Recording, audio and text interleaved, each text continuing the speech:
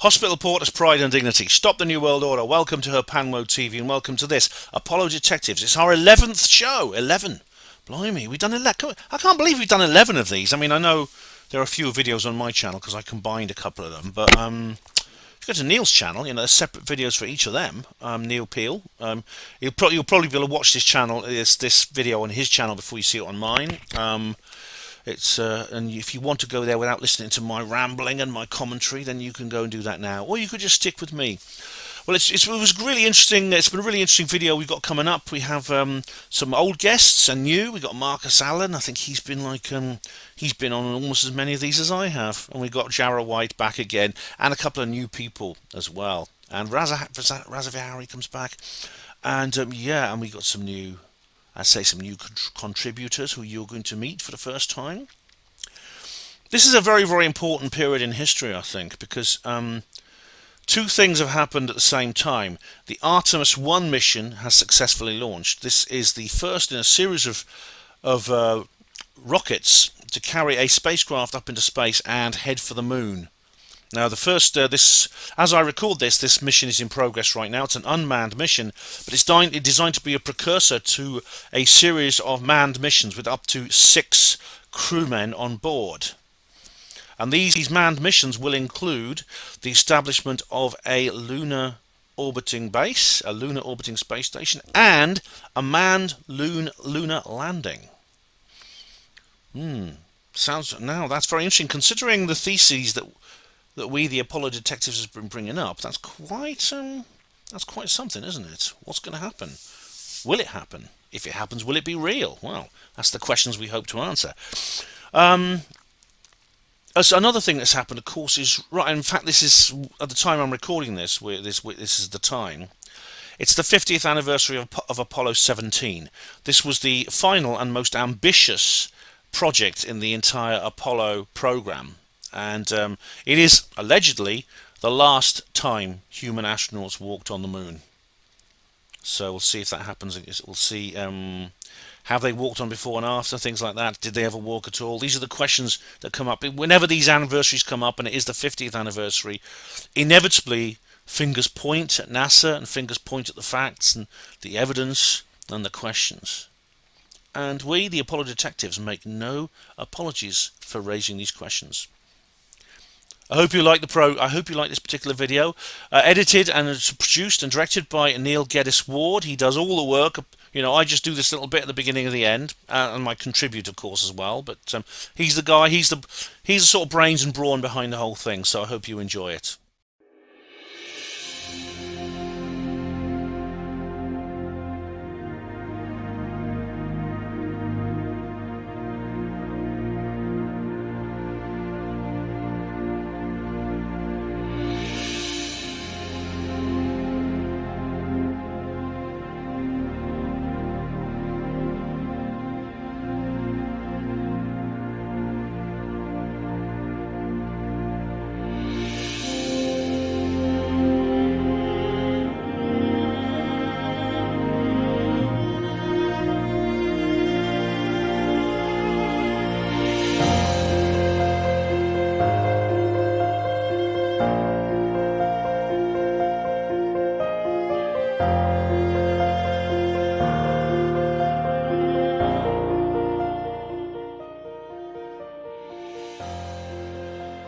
Good evening, good morning, good afternoon, wherever you are at this particular time. My name is Benjamin Jones, and this is Apollo Detectives. This is the 11th Apollo Detectives program.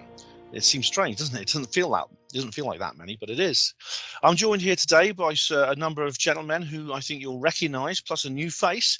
But to begin with, I'll just say a big hello to my esteemed producer and director, Neil Geddes Ward. Hey, Neil, how's it going? Hello. Hi, Ben. Hello, everybody. It's going very well. I think we've got a lot of things to talk about, actually. We've also got a new gentleman joining us today. So I'll quickly introduce him, and then I'll throw it back to you, Ben, to introduce everybody else. Sure. Welcome to Michael Myers, joining us from the United States. How are you, Michael? Hello. Thank you for having me.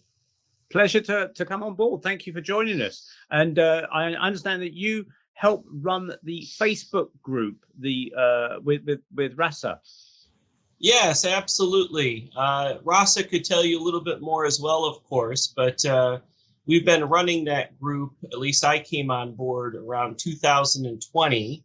I'm actually a practicing attorney in the United States, and I had first come into, we'll say, disbelief in the Apollo record around 2019. I had seen a bit by a comedian, Owen Benjamin, and I just kind of laughed at it at the time. And I thought, okay, come on, we must have, of course, gone to the moon. And then I did a little bit of research just out of curiosity. And what's funny is if you go and do a search for Google or YouTube videos, you find constant propaganda that is not very convincing at all that the Apollo missions were real. And it kind of reminds me of that old Shakespeare quote or line, "The lady doth protest too much, methinks," because all it was quote unquote debunking videos of anybody with legitimate information that the Apollo record might have been faked. And the first thing I noticed is I couldn't even find the quote unquote conspiracy theories on the internet that people were debunking because the Google searches wouldn't really show anything. YouTube wouldn't show anything. And the first video I saw on debunking, it didn't even go into any of the evidence. All it said was, how could 400,000 people supposedly all keep quiet? And I thought, well, that's not very convincing. Why don't you guys go into the evidence? And then, Michael, that's something to bring up, Michael. Can you bring that up in a minute? Because you brought up some really, really good points, and I'd like to explore them in more detail. And sure. Definitely. So thank you very much for joining us.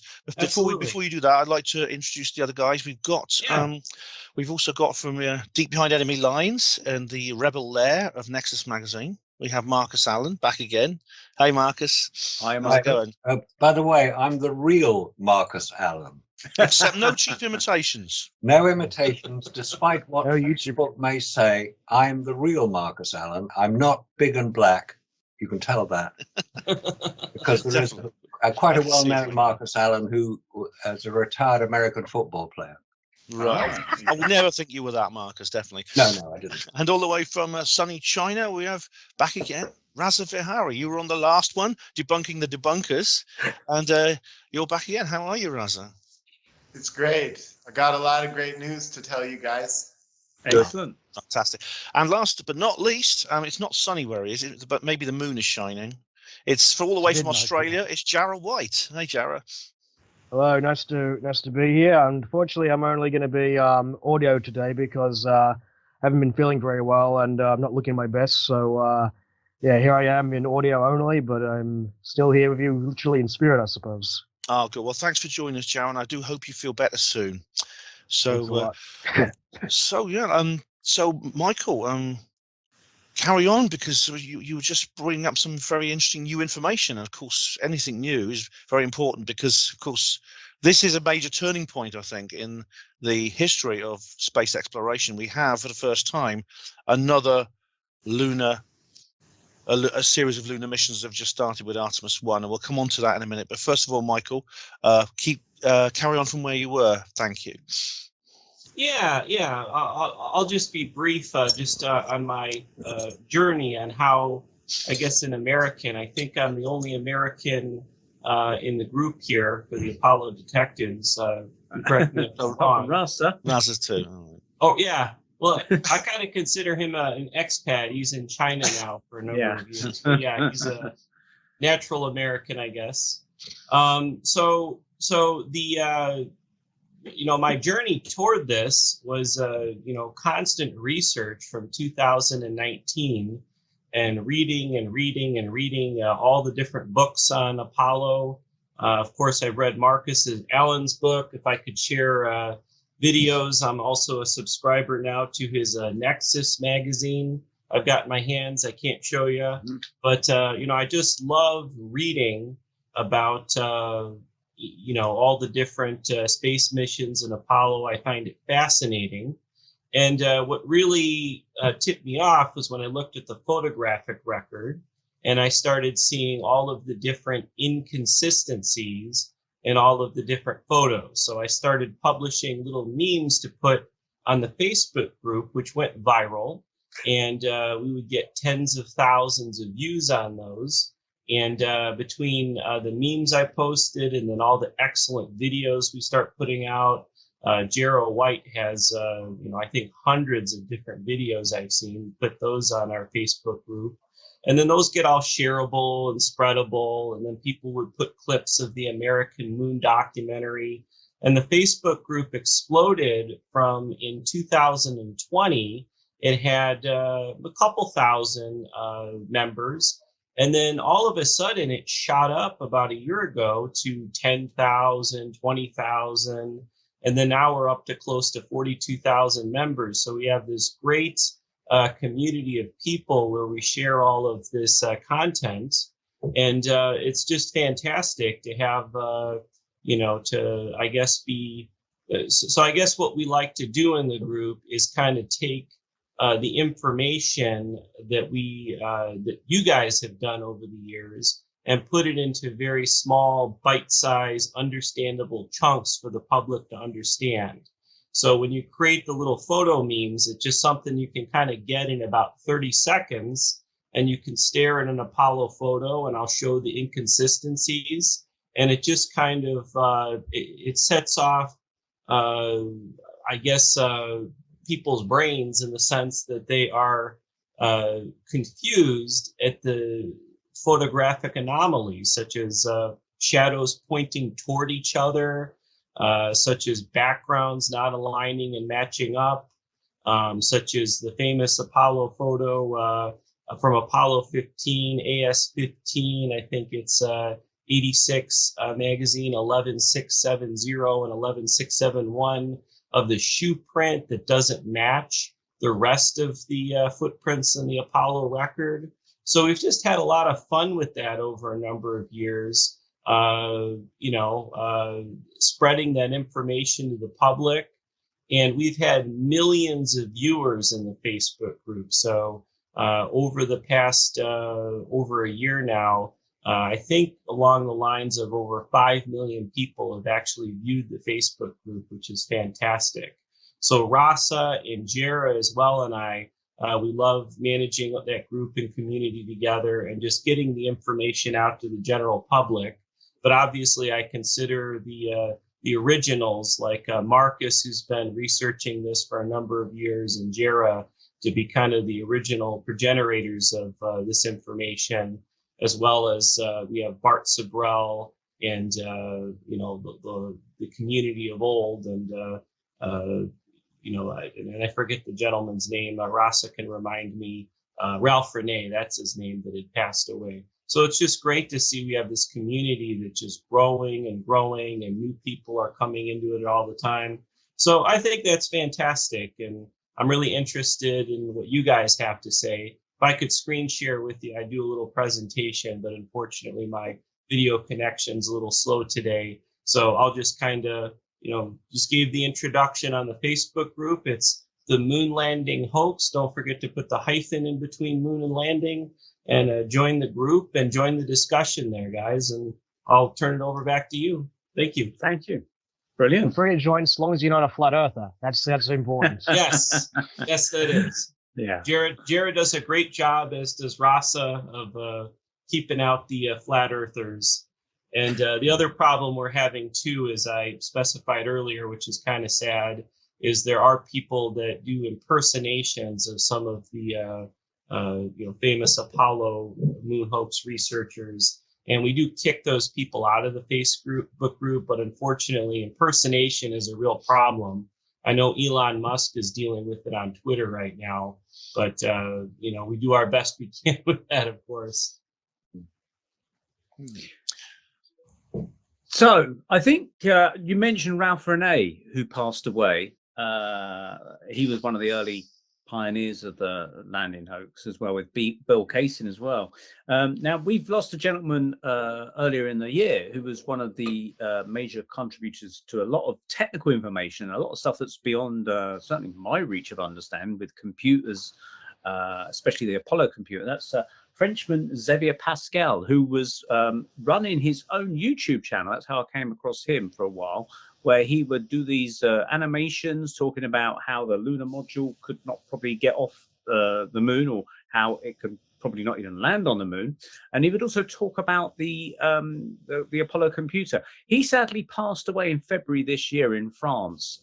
So just like to take a few minutes to talk about him, because he was putting out many videos. He was age 68, I believe, when he passed away. He was putting out many videos. He had trained in the computer industry, and he was actually a manager running computer systems. So he had a lot of technical knowledge about old computers as well as new ones. But he also devoted a lot of his study time. He actually became an aerospace engineer, which helped his understanding of aeronautics and the space program, perhaps even to a higher level than most of us could probably reach in that kind of level of understanding of engineering.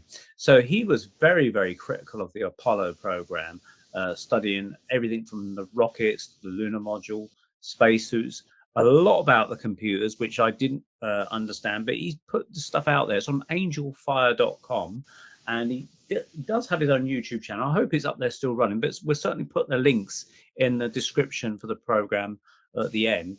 So I'd just like to take a minute just for us to remember and thank him for his contribution to exposing the Apollo hoax. Over to you, Ben. Perhaps a moment of silence is an order, perhaps. Moment of silence.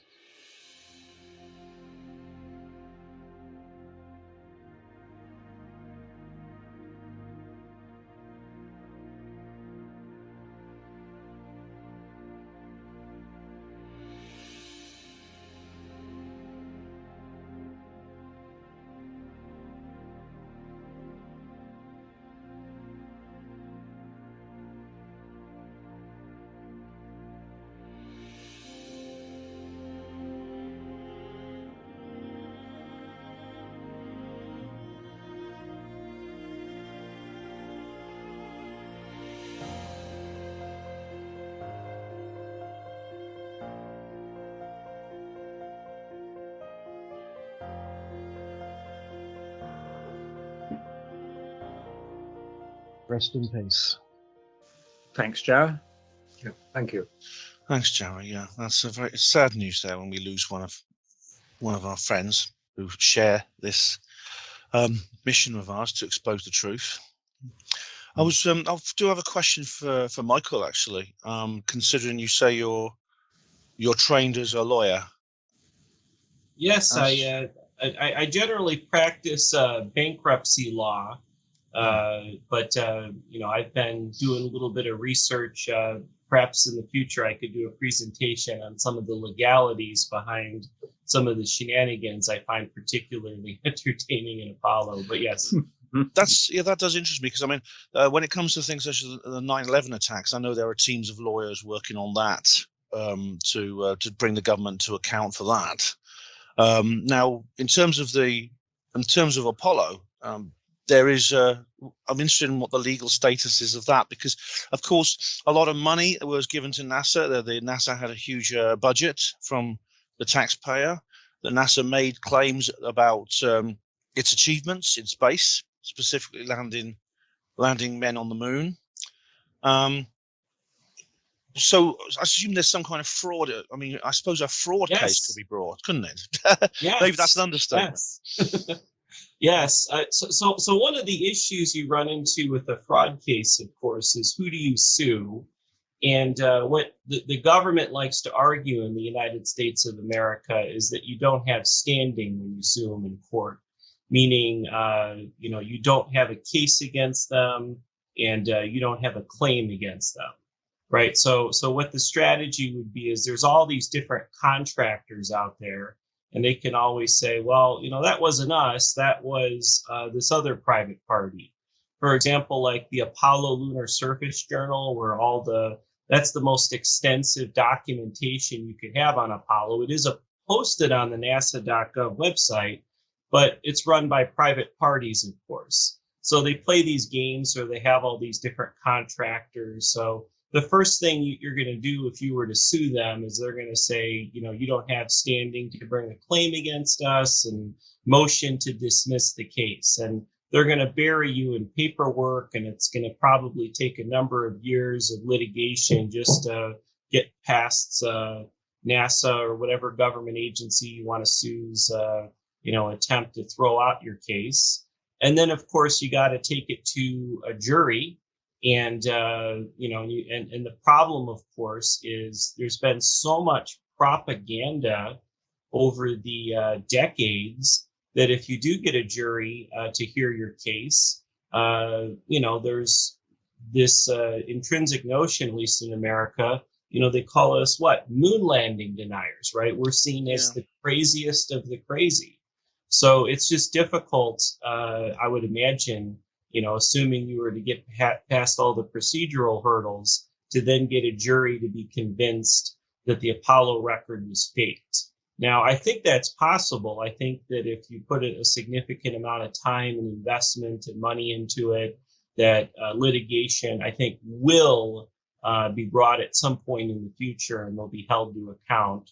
But, as you guys well know, governments around the world get away with tremendous frauds all of the time. The only interesting case there was, and cut me off if I'm going too long, there was only one case recently. I did a live stream on this on our Facebook group a couple of years ago, where there was a lady that she had a rice grain sized moon rock that was apparently gifted to her and her husband from Neil Armstrong, they say. So she's retired. She's in her 70s. She's a short woman. And when you look up the case, what happened was her, if you could believe her, daughter passed away, and she had to take care of her grandchildren. So this elderly woman is taking care of her grandchildren. Her husband, who worked at NASA, and I believe she did too a long time ago, had passed away. So her husband's gone, her daughter's gone, she's taking care of grandchildren, and she needs some money. So she contacts NASA asking how they would, how she could sell this rice grain sized moon rock. Now they had two of them. They were in a paperweight. One of them was from the moon, ostensibly, a gift from Neil Armstrong. The other one was a piece of the heat shield. So the NASA administrator emails her back, and get this, NASA, which I didn't even know, they have their own investigatory unit with police powers, and they set up a sting operation on this woman. And what they did is they had her meet at a restaurant in the US, and her and another man came with her to ask about, selling the moon rock. So they had a special agent there. When she brings out the moon rock, they immediately detain them. Okay, and this elderly woman is just terrified. The guy is terrified. They grab the guy, they grab the woman, and they take her out in the parking lot, and she urinates in her pants. And which is disgusting, what they did is, rather than allow her to go change her pants, she just wanted to go to the bathroom and change her pants, and then they could resume the questioning of her. They refused to allow her to do that. So they kept her in the parking lot for a couple hours. They confiscated the moon rock and the heat shield, and then they filed charges against her. I believe it was with the Attorney General's office in Florida. And, they were actually going to criminally prosecute her for holding the government property with the intent to sell. And then what wound up happening was the Attorney General obviously said, this is terrible optics, and dropped the case. Then she sued them for violation of her civil rights, because obviously that's a terrible thing to do. You should respect human dignity. You shouldn't, if you're detaining somebody, unless they're like a terrorist with weapons or something and they're about to kill you. If you have a short old lady that has urine-soaked pants, you're supposed to give her some dignity, allow her to change. But these agents wouldn't do that. So of course she sued. And, the result was, believe it or not, so NASA defends them in court. by claiming immunity. So what they say is, for example, the easiest way I could kind of use as a reference, for example, is if a pickpocket on the streets grabs a wallet and then the police see it and go tackle them, and then the guy that's tackled breaks his leg or his ankle, he can't sue the police and say, hey, you tackled me and you broke my ankle. The police would say, well, I'm just doing my job. And in the course of doing my job, if you get injured, you can't turn around and sue me. But, if the police do anything too aggressive and unnecessary, well, they're no longer immune from litigation. And so, of course, they, this goes on for a number of years. And finally, it's appealed this case and she wins.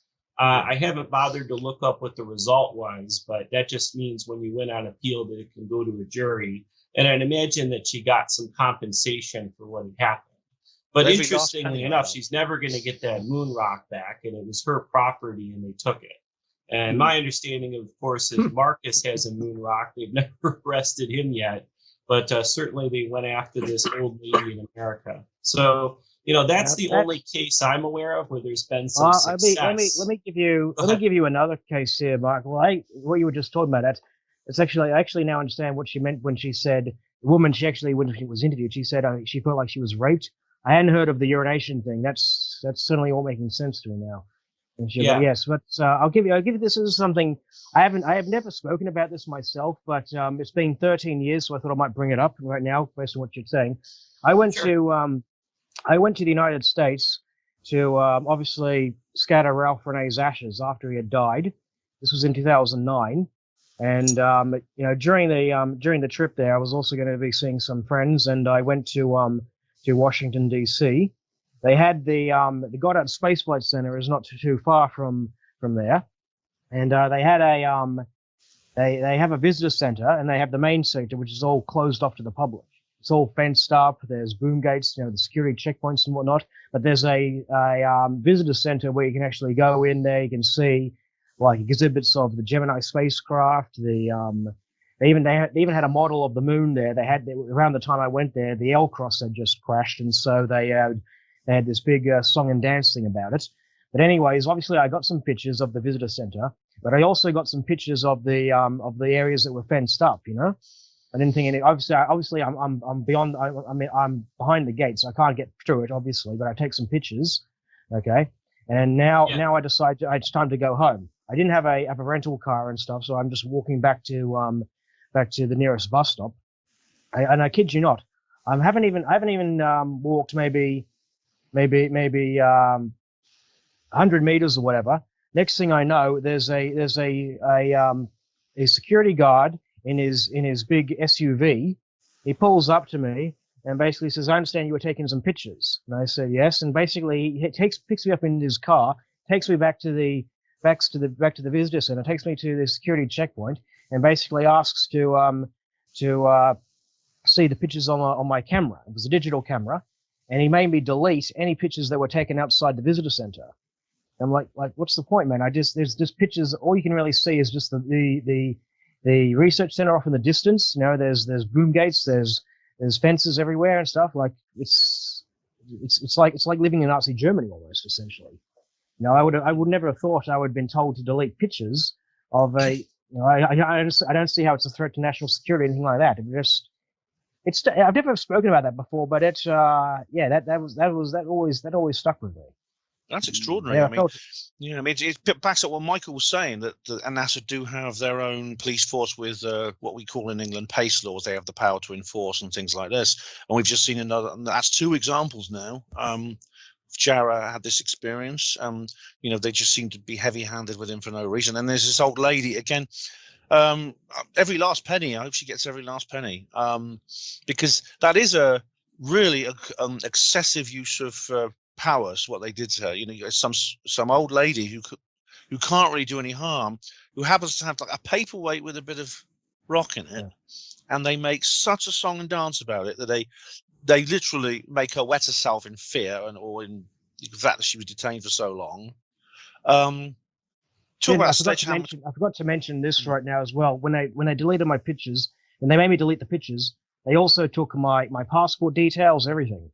So basically, so they know where what my name was, what my address was. And I figured, okay, I'm thinking, oh, I'm dead now probably, but yeah, they took it, and they know where to find me and shit. So yeah, and this is actually, come to think of this.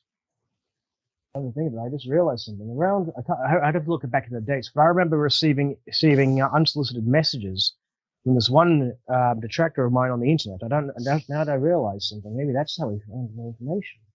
Oh, Shit. Yeah, so you might if you look up on the internet. I won't give the guy's name. I'm not going to give attention to these people anymore and stuff. I stopped doing it a long time ago. But there was a phase during I think it was in 2009 or 2010. I can't remember off the top of my head. I'll have to check the dates. I'll check the dates and confirm this stuff. But basically, I was receiving postcards in the mail, unsolicited mail from this one guy who was attacking me on the internet and acting as if, oh, we're old friends and shit like that. Well, it was creepy to say the least. Mm. Anyways, I would like to get back to Pascal for a moment and stuff because I didn't watch despite all the videos he was putting out. I was never really a big follower of his YouTube videos, but around shortly before he died, he did actually published online an annotated copy of NASA Moon America. I had acquired the rights to Ralph Reday's book after he passed away, and I continued to sell it, keep it in print and all that. And matter of fact, I'm actually currently working on a updated edition to be published to Ollis. So hopefully that should be out hopefully next year sometime. But anyways, he put out this annotated edition of Ralph Reday's book, basically making little notes here and there. I didn't agree with everything that he wrote. He also added his own theories here and there and stuff. And needless to say, we had a bit of a dispute about that. He agreed to take it down and stuff, and I didn't think anything else further of that.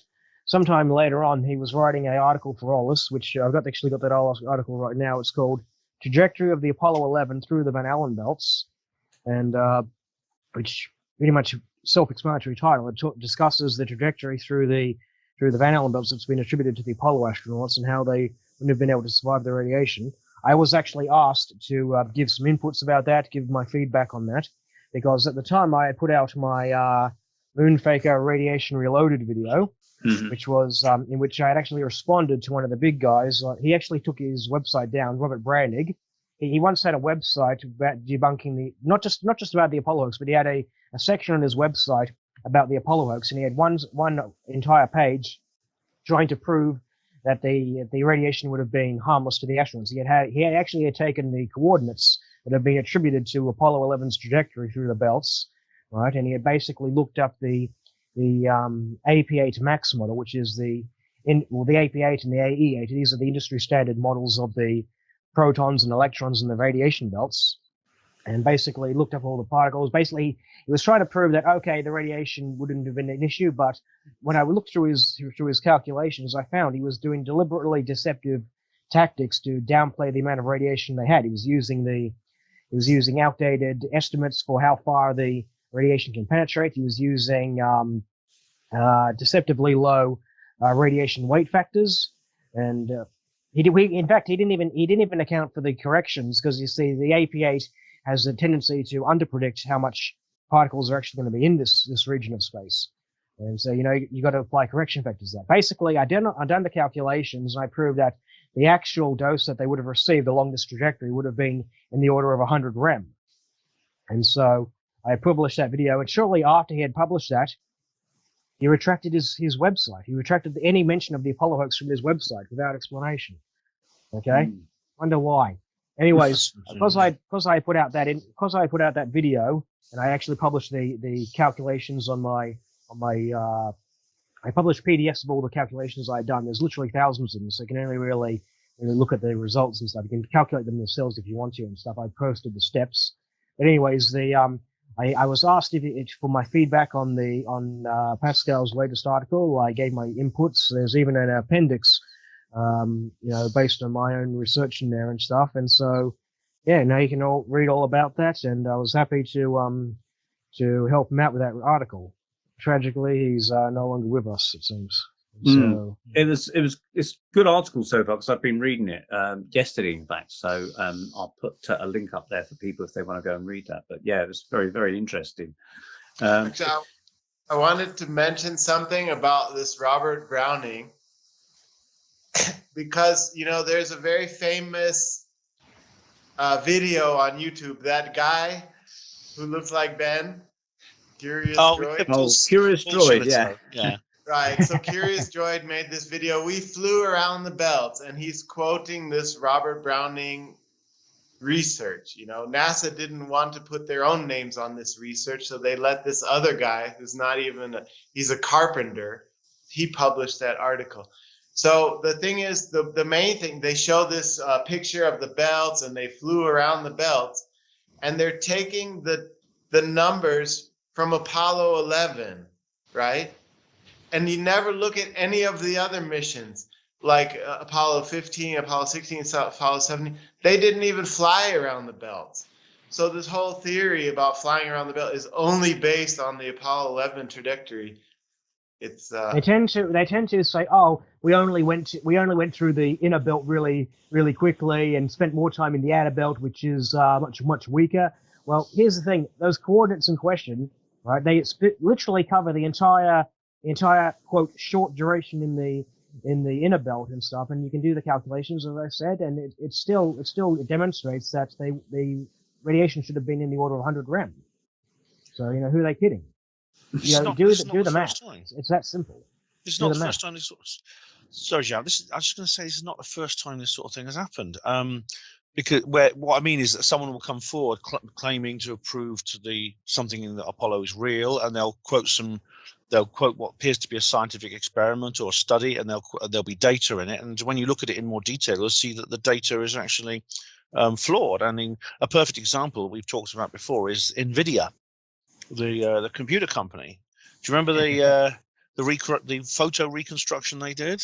Oh yes, I perfectly remember that one. I did the whole video rebuttal to it, right? Because I actually a customer of theirs, he went by the name of Vochen.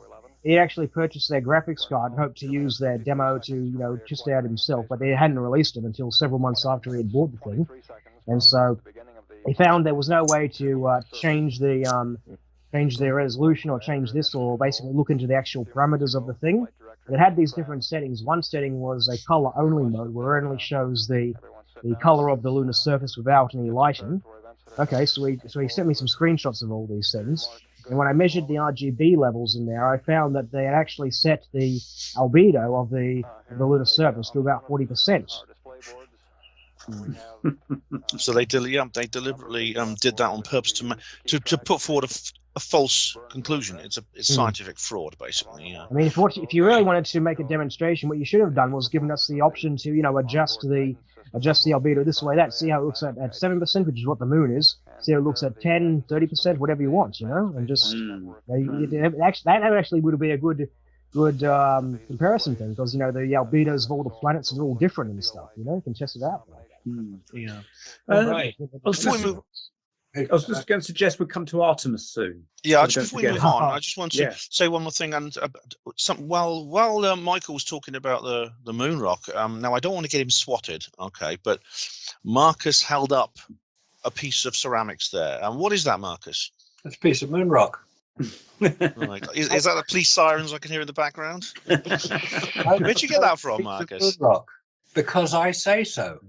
I could tell you the story of how I acquired it, but let's let NASA come and see if NASA come and arrest me, we'll know it's real. Oh, it's a sort of red color with some white. It looks like fruitcake. It's a red herring. Maybe it's the ferric iron that we know is in the rocks, or the ferric iron rust. It's called breccia. That's the giveaway. That's the giveaway that the Apollo samples are fake, because they got copious amounts of water and rust in them, which you can only. Obviously, the only places where you can find water and rust on the moon is in the polar regions, where you can happily get, comets, crashing into the moon, leaving their ice in the shadowed craters and whatnot. Right? But not at the equatorial regions, where it's like 100 degrees Celsius a day. You got no atmosphere, which lowers the boiling temperature of water. Sorry, the boiling point of water. And so, good luck keeping any water on the moon for quite a long time. Yeah. And, Well, of course, they picked up. They and picked up if I could just piggyback off this with just one quote I want to bring up to you guys, because all the information you're bringing up, all these debunkers, of course, you note that it doesn't at all come from NASA. These are all private parties that are trying to debunk us. None of this comes from NASA themselves. And there's only been one quote recently, and this ties back into the moon rocks we're talking about, ostensibly from NASA. NASA never directly addresses the evidence that we're bringing up. It's always a third party trying to debunk us. The one time recently that happened, and this is a can of worms and stuff we can get into maybe later on or in another video, relates to that Eugene Akers confession video that Bart Sabrell released on his channel. So there's a confession, and then what is NASA's response? Because in our Facebook group, of course, there's a fact check on that article, and it says, no, missing context, incorrect, and they link to an article by leadstories.com.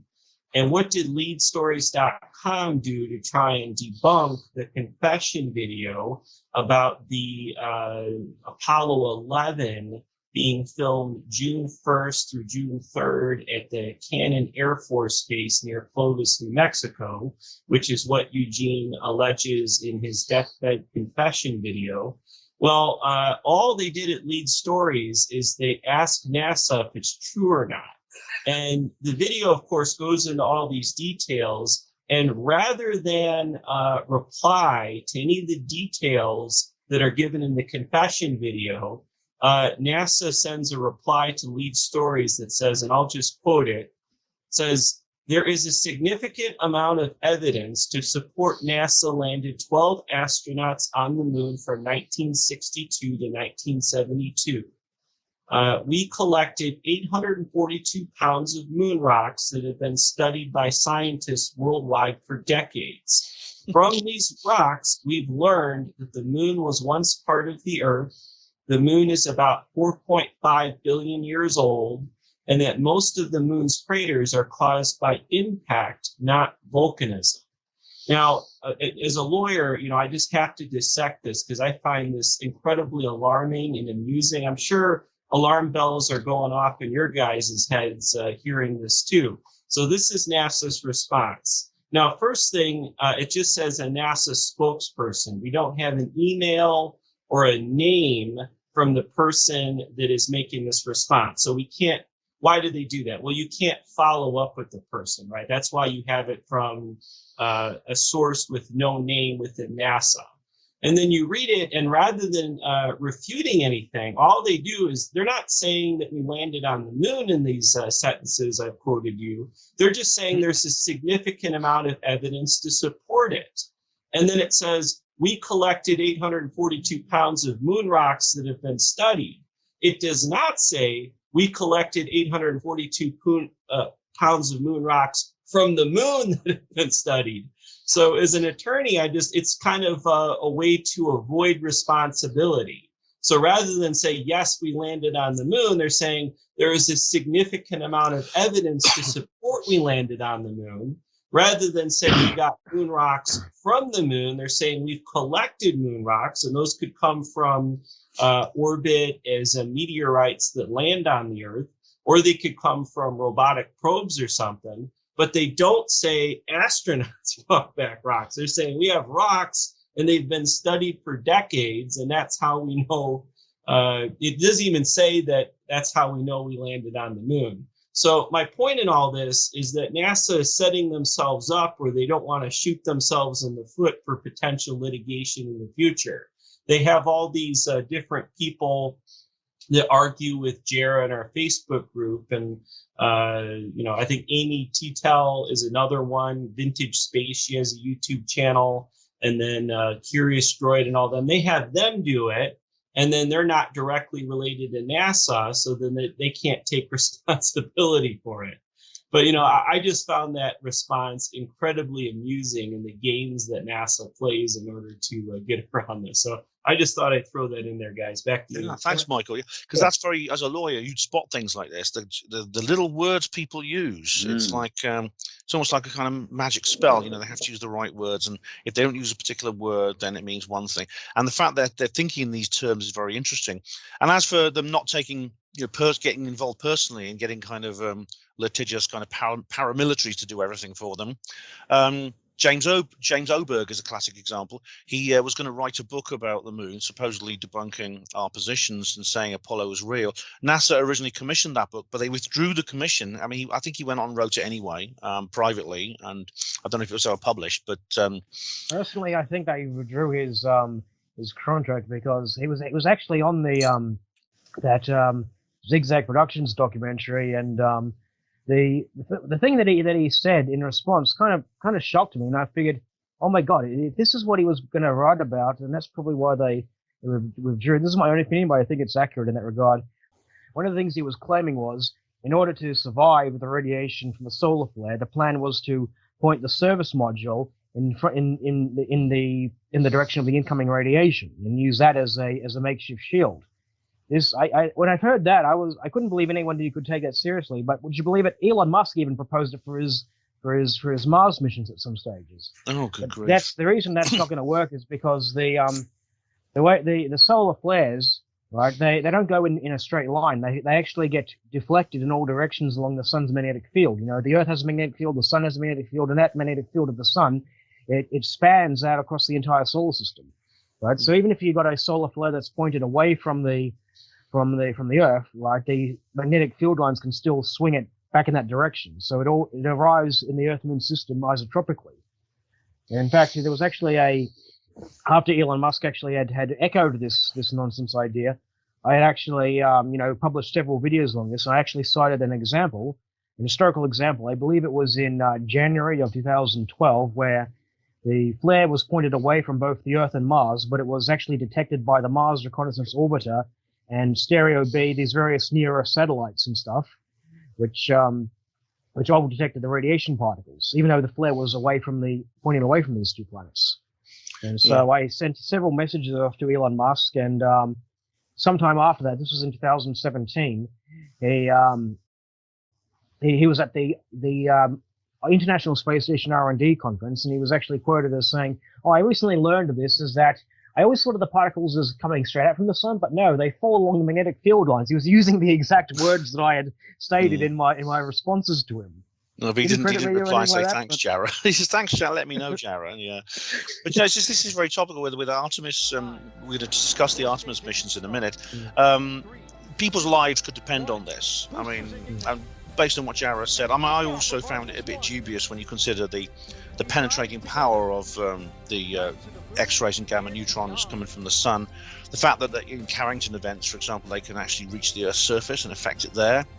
They've been responsible not just for the Carrington event itself in the 19th century, but for more recent blackouts in North America and Canada and places like that. The service module is essentially a metallic structure with some equipment inside it, a few tanks of fuel and water. Is that really going to be any good at preventing those particles or the rays from penetrating to the command module? So the idea is you need to have sufficient amount of shooting. Like, I'll just give you the exact numbers here, right? The Apollo spacecraft, the actual walls in the spacecraft were rated at about 7 to 8 grams per square centimeter. Now, the Orion spacecraft is rated at 20 grams per square centimeter, which is equivalent to the International Space Station in the thickest shielding, right? And so it's already got 3 times as much shielding as the Apollo spacecraft, right? And so if there is a major solar flare and the like, it should be interesting to see how that fares against it. So, usually the problem is stated that you need several meters of water to shield yourself, and of course, propagandists, they like to say, oh well, you only really need several meters of water to shield yourself in a long duration mission, like a mission to Mars or a extended visit to the moon. Well, I guess the people at Artemis and Gateway didn't get the memo, because the Gateway station, for all intents and purposes, is essentially an ISS in lunar orbit. That's what they're proposing to do. They're proposing to have a space station in orbit around the moon you send the Orion spacecraft to and from there. And the idea is, okay, you dock with the Gateway. You got a Starship, Elon Musk's Starship there. To his credit, though, he says the Starship will have a solar storm shelter, but he hasn't revealed yet what the shielding is made of. And so the idea is that you can have astronauts living on this space station for months on end. And well, the mistakenly accepted position seems to be to think, oh well, if it works for the ISS, it'll work for a moon mission, for a What? space station around the moon. Seriously? Oh, blimey. Yeah, look up Gateway. Gateway is Yeah. what they're calling the space station, and nowhere does it say anything about having meters of shielding. In fact, the only person who I've actually seen criticize it, let me find the quote here and stuff, is that one guy, I get his name off the top of my head right now, is always advocating Mars missions. Here's the name, hang on. Here we go, Gateway. Buzz Aldrin doing that, isn't it? Yeah, he's saying that there should be a mission to Mars. I'm not talking about he's the mentioned things. astronaut. I'm talking about this other bloke who's what was it? It starts with Z. Hang on, here we go. Robert Zubrin. This was his name. He had a funny quote about that. Hang on. Here we go. He says, we do not need a lunar orbiting station to go to the moon. We do not need such a station to go to Mars. We do not need it for near-Earth asteroids. We do not need it to go anywhere. Nor can we accomplish anything with such a station that cannot be accomplished in the Earth-orbiting International Space Station, except expose human subjects to irradiation, a form of medical research that a number of Nazi doctors were hanged. Well, it's important. That's an interesting point, considering they are planning to send numerous astronauts to the moon. Some of these craft have a crew of 4. I mean, we now at the time, I don't know what time people are watching this, but at the time we're recording, the Artemis 1 mission has finally got off the ground after a lot of false starts due to technical problems, weather, things like that. He did actually launch, and is currently, I think it's going to enter the lunar system in a couple of days. I believe on Sunday, and there's a 25-day mission. It's going to orbit the moon several times, follow the moon in its trajectory around its orbit, and then return to Earth. This is an unmanned mission, but there is a command module. I believe it's called. That's the Orion, isn't it? The Orion spacecraft. And apparently there are some dummies inside it, and they're going to measure things like radiation, mechanical stress, and things like that. So this is kind of like a dry run without a human crew. Yet, according to the mission profiles and the program profiles, there are a number of deadlines approaching, like tsunamis. For example, they're talking about having Artemis 2 next year. I said May. Where's the thing? May 2024. Yeah, Artemis 2, May 2024. A four-man crew, lunar flyby. They're going to have. This is going to be essentially a lunar orbital mission with a fully manned crew. It's planned for May next year. And they're going to orbit the moon. They're going to do basically what Artemis 1 is, maybe spend 25 days in space in cislunar space. Then believe it or not, as soon as 2025, they're talking about Artemis 3, which is going to be they're saying it's going to be a manned lunar landing. They're going to have a lunar module. They're going to land on the moon. And then there's Artemis 4 by 2027, and this is when they're going to have the Lunar Gateway, the Lunar Gateway space station, things like that. And it carries on for another 10 years or so.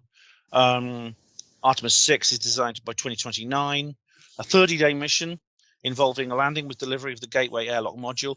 This is very ambitious. I mean, this is pretty the optimistic, equivalent, optimistic to say the least. Don't be surprised if Artemis 2 ends up being another unmanned test, because well, for starters, when it comes to the landing phase, they're counting on the Starship. As I said before, the Starship, they say it has a solar storm shelter, but he hasn't actually revealed Musk hasn't actually revealed what the shielding consists of, the shelter. But aside from that, people like to compare the Super Heavy rocket. That's what he calls it. He calls it Super Heavy. People like to compare it with the Saturn V rocket, but it actually seems to have more in common with the N1. This thing has like 30 engines in the first stage alone. Now, we all know how difficult that proved to be for the Soviets when they had their equivalent of the Saturn. They had no equivalent to the F-1 rockets. They had to make do with 30 smaller engines. And so Yeah, good luck. We'll see how this one turns out. Yeah, there's a lot of publicity surrounding this. For example, the spacesuits for this mission were designed. They had engineers. They brought in engineers to design them, but also fashion experts. The spacesuits were designed with the help of fashion experts. I mean, it's you couldn't make That's this up. helpful. I mean, I understand there's going to be a public relations element to everything that happens here, and I suppose you could say that about Apollo. However, there's a sense of unreality over this. I mean, it does feel. I might be proved wrong by subsequent events, but my guess is I'm predicting that there will be more obstacles put in the way, especially with what Jared's just been talking about with the radiation problem, things like this, which has always been underplayed ever since the Apollo days. And we've talked before on previous shows about how they said things like, "Oh, well, we were very lucky to avoid those solar flares." Well, it's easy to say that afterwards, isn't it? It's not so easy before. And then things like this ridiculous idea that you can simply turn the spacecraft towards the sun and you won't be affected by solar flares, or the radiation will be reduced and things like this. Yeah, if I could screen share for a second, I actually got some counter to that claim that the astronauts were lucky. Let me see, where's the screen share button? Is this in a while? While you're doing that, I should point out also that we are, in terms of the solar cycle, we're approaching the solar maximum again. So it's very similar to the situation with Apollo. Every 11 years, the sun goes through a sunspot cycle, and so by next year, then would be the 11th year when Artemis 2 is heading into the orbit of the moon. And there could be there are numerous. I do a space weather report on my own show for that reason. There's numerous sunspots. You see my screen? We can indeed. Yes. Jared White's column. Okay. Yes, this is the most recent. I've got a series of columns for Ollis. This is the most recent one that I put out, which basically discusses the solar flares during the Apollo 16 mission. I've got an appropriate little visual there. Happy 50th anniversary. Let's scroll down here. Right, we actually got data from. This is the actual data from the satellites that were detecting the spacecraft. Detecting the solar flares in April of 1972. I got some information about what classes they fall into. You see, we class a storm as major or minor. Basically, a minor storm would be considered C class, a moderate flare would be considered class M, and a major storm would be considered class X. Right, and this is the data, the X-ray data for the solar flares of April 1972. And as you can see, to be considered class X, the flux has to be greater than 0.1 ergs per square centimeter per second. Okay, this is the 1 to 8 Armstrong X-ray flux. Okay, now this doesn't tell you what kind of radiation would have been damaging, because this doesn't have enough penetrability to go through the spacecraft. That comes later. Okay, but basically we can see that based on the numbers, some of the numbers were contradictory, so I got the two values that were listed.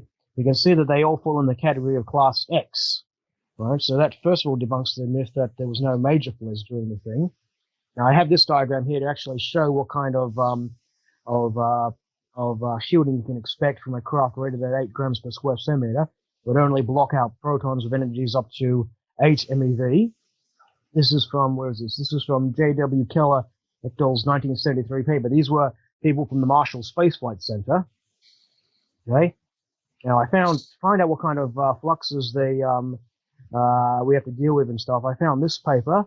This is by Shea and Smart. They had a whole list of major solar proton events, and I've highlighted the ones that are attributed to Apollo 16. And you can see the one from April 18 is listed. We have the actual fluxes for 10 MeV protons and 30 MeV protons. That's MeV means mega electron volts. Okay, so I did the math here. This is for the absorbed dose. It's 1.32 for the 10 MeV protons and 1.03 for the 30 MeV, and we still got to multiply that by the radiation weight factor, which for protons turns out to be 5. And so it ends up being, it ends up being 11.75 rem. 11 from this one flare alone. Right? And so just to put that in perspective, I actually got a quote from Van Allen here.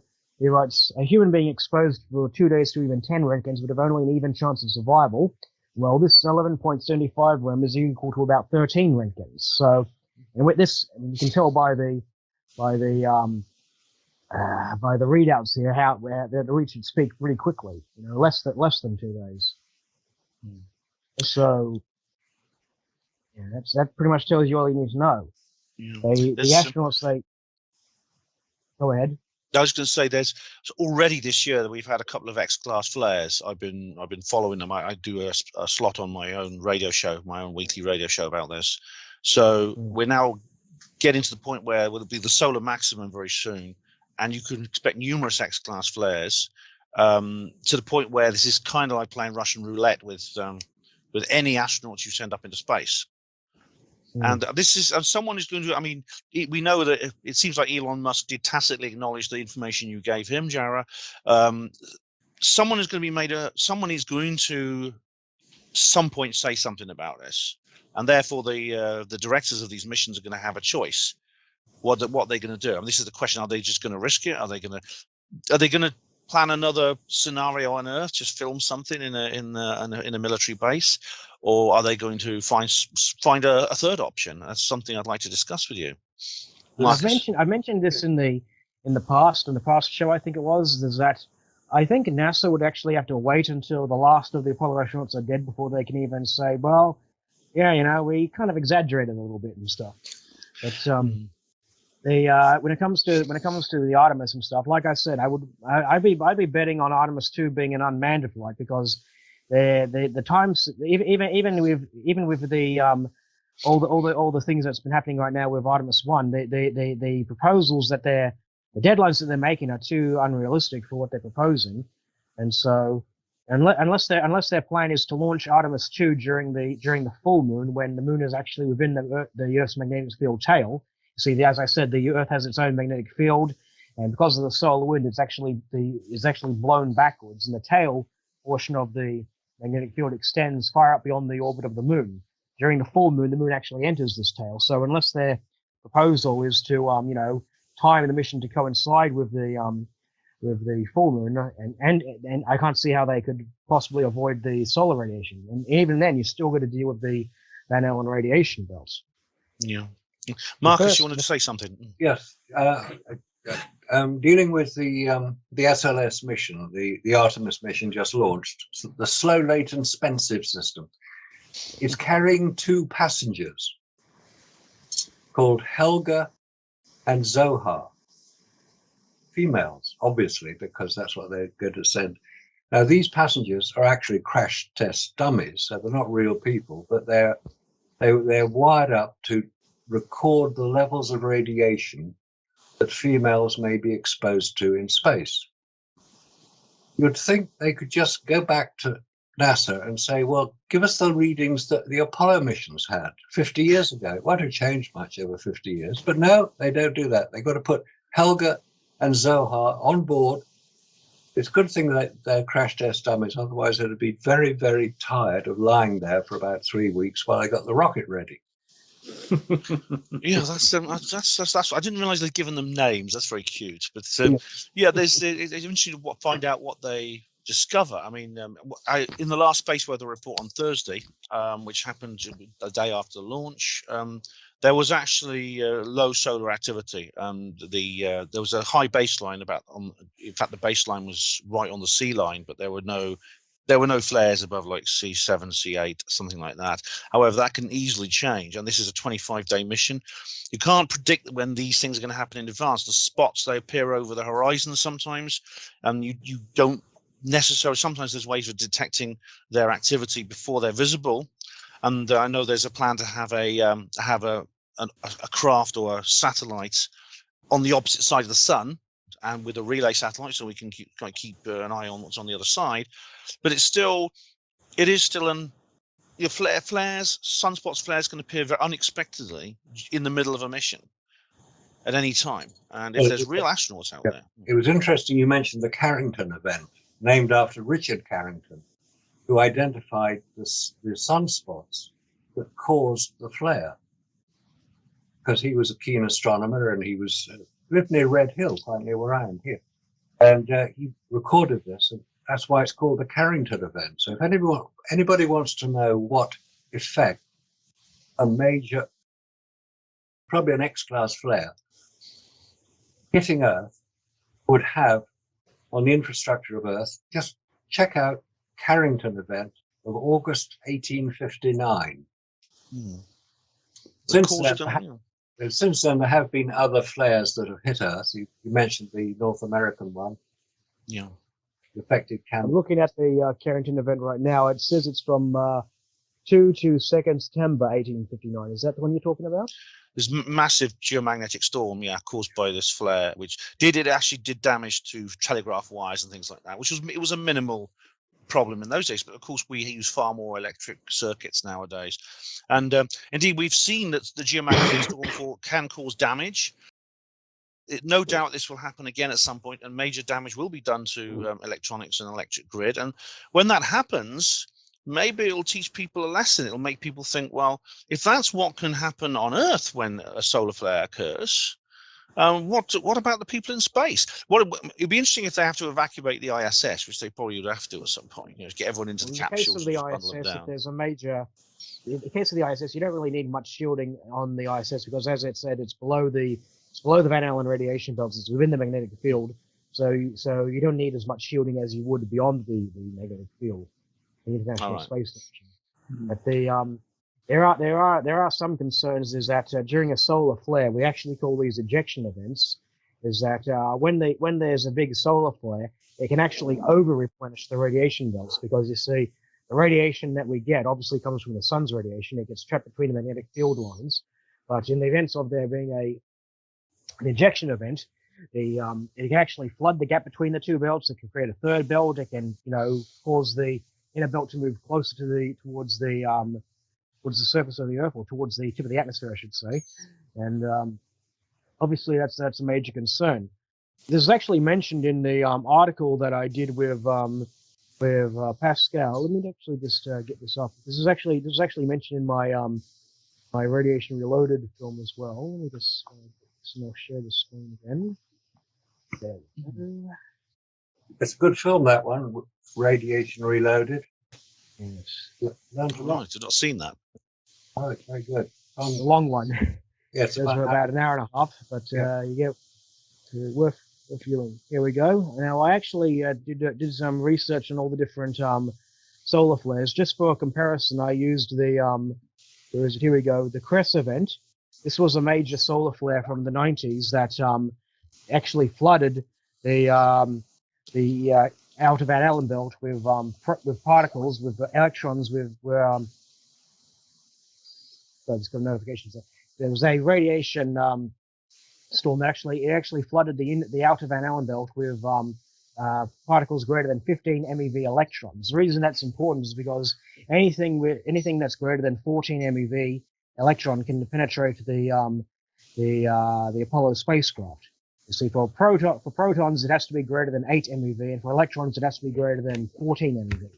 Right, and so this thing flooded the Van Allen belts with these high energy electrons, and so this thing actually the intensified the intensity of the radiation was like this for several years. It took several years for it to die down back to normal levels.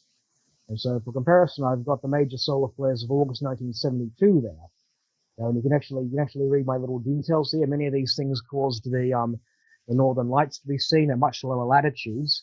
That's usually an indication of how much over replenishment of radiation that the belts are getting. And so you can see here that in the days or months leading up to the Apollo missions, there were many such similar events. Some obviously not as big as the Cress event or the August 1972 flares, but they were enough to cause similar events.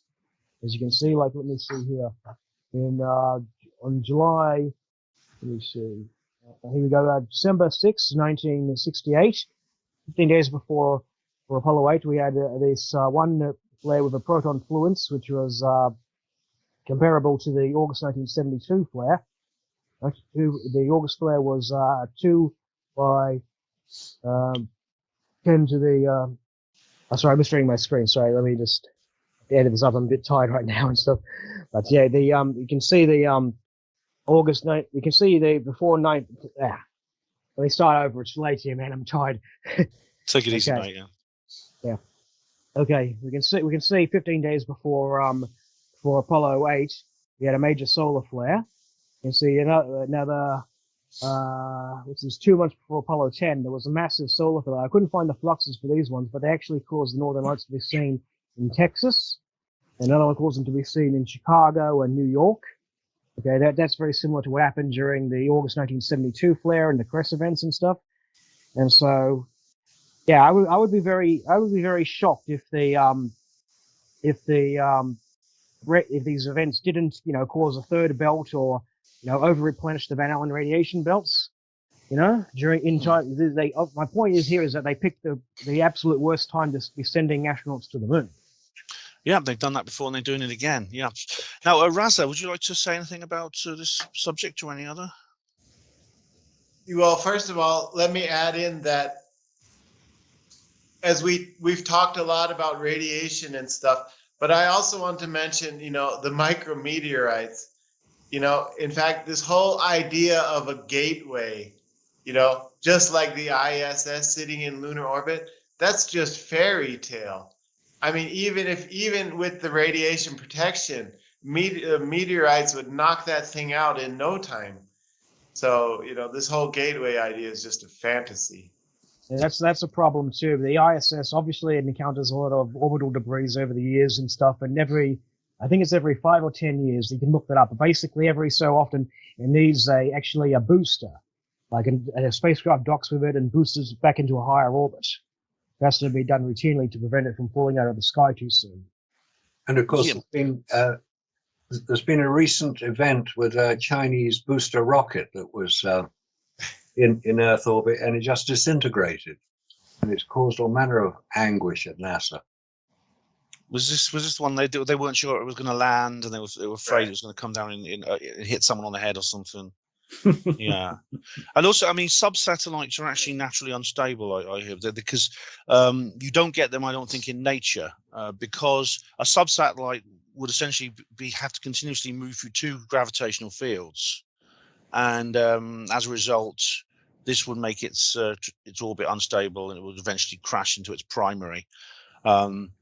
But so. Yes, so that is a problem.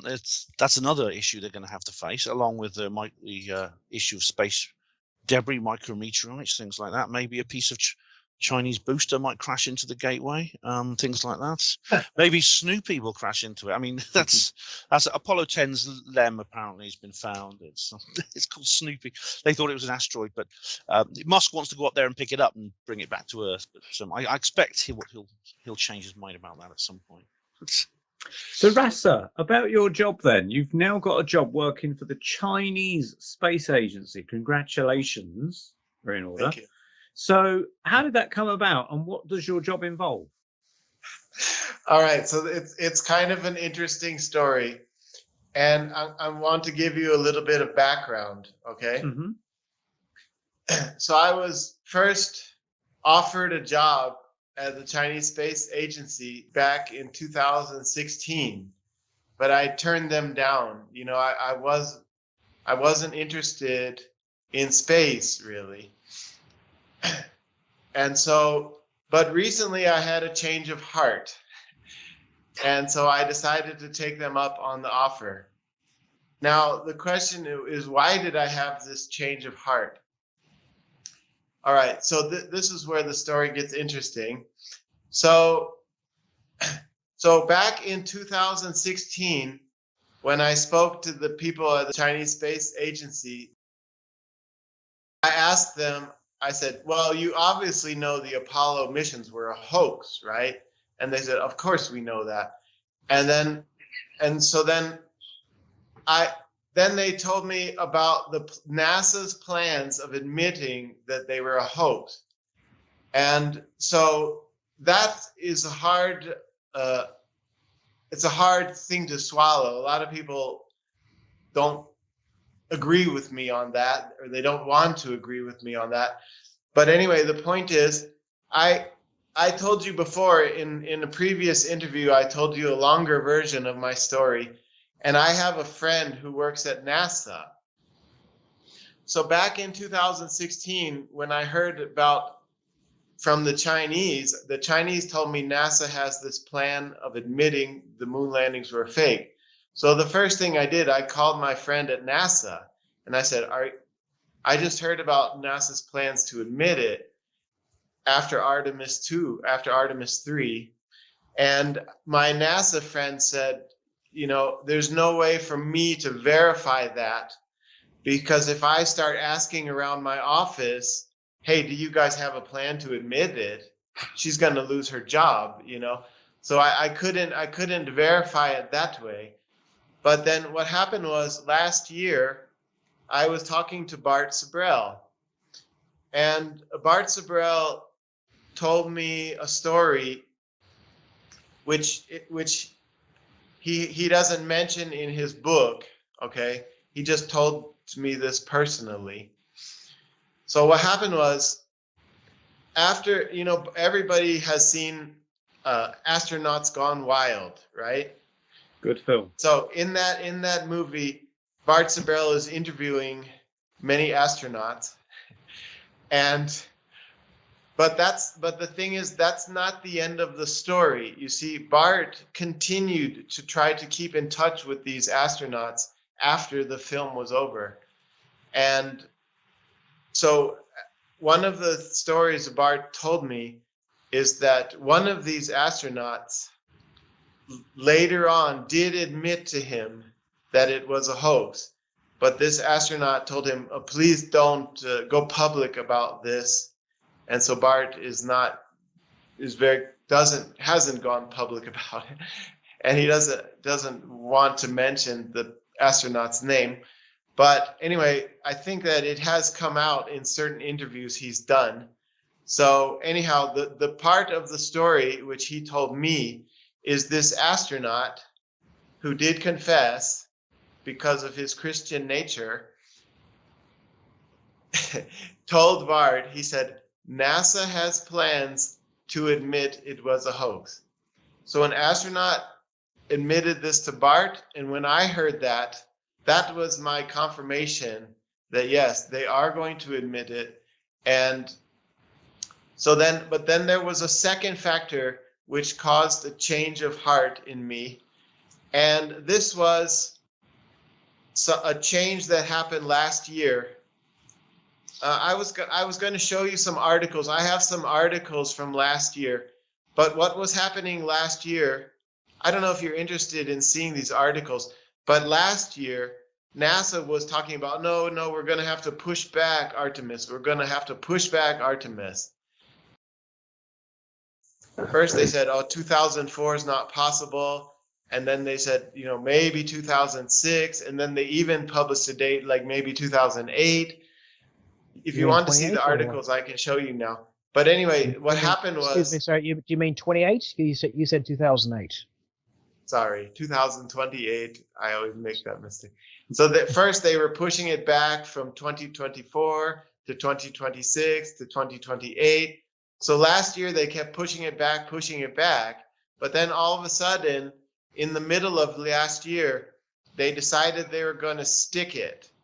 They're going to they've stuck the date for Artemis 2 in May of 2024. So that's 18 months from now, okay? a year and a half from now, they're planning to keep that date for Artemis 2. And so that kind of gave me a lot of hope. It's like, well, if they're not going to push it back, if they're going to try to stick this date, then they must have some new technology. Hello? Oh, Rasa, I think we've lost you. Rasa. Yeah, we lost Rasa. He'll come back in a minute. But I mean, I'd like to say about this that if what Rasa says is true, that's extraordinary. And I suppose the question would be, how on earth do they admit that they hoaxed something as big as Apollo? I mean, I think that comes back to what I... Go ahead.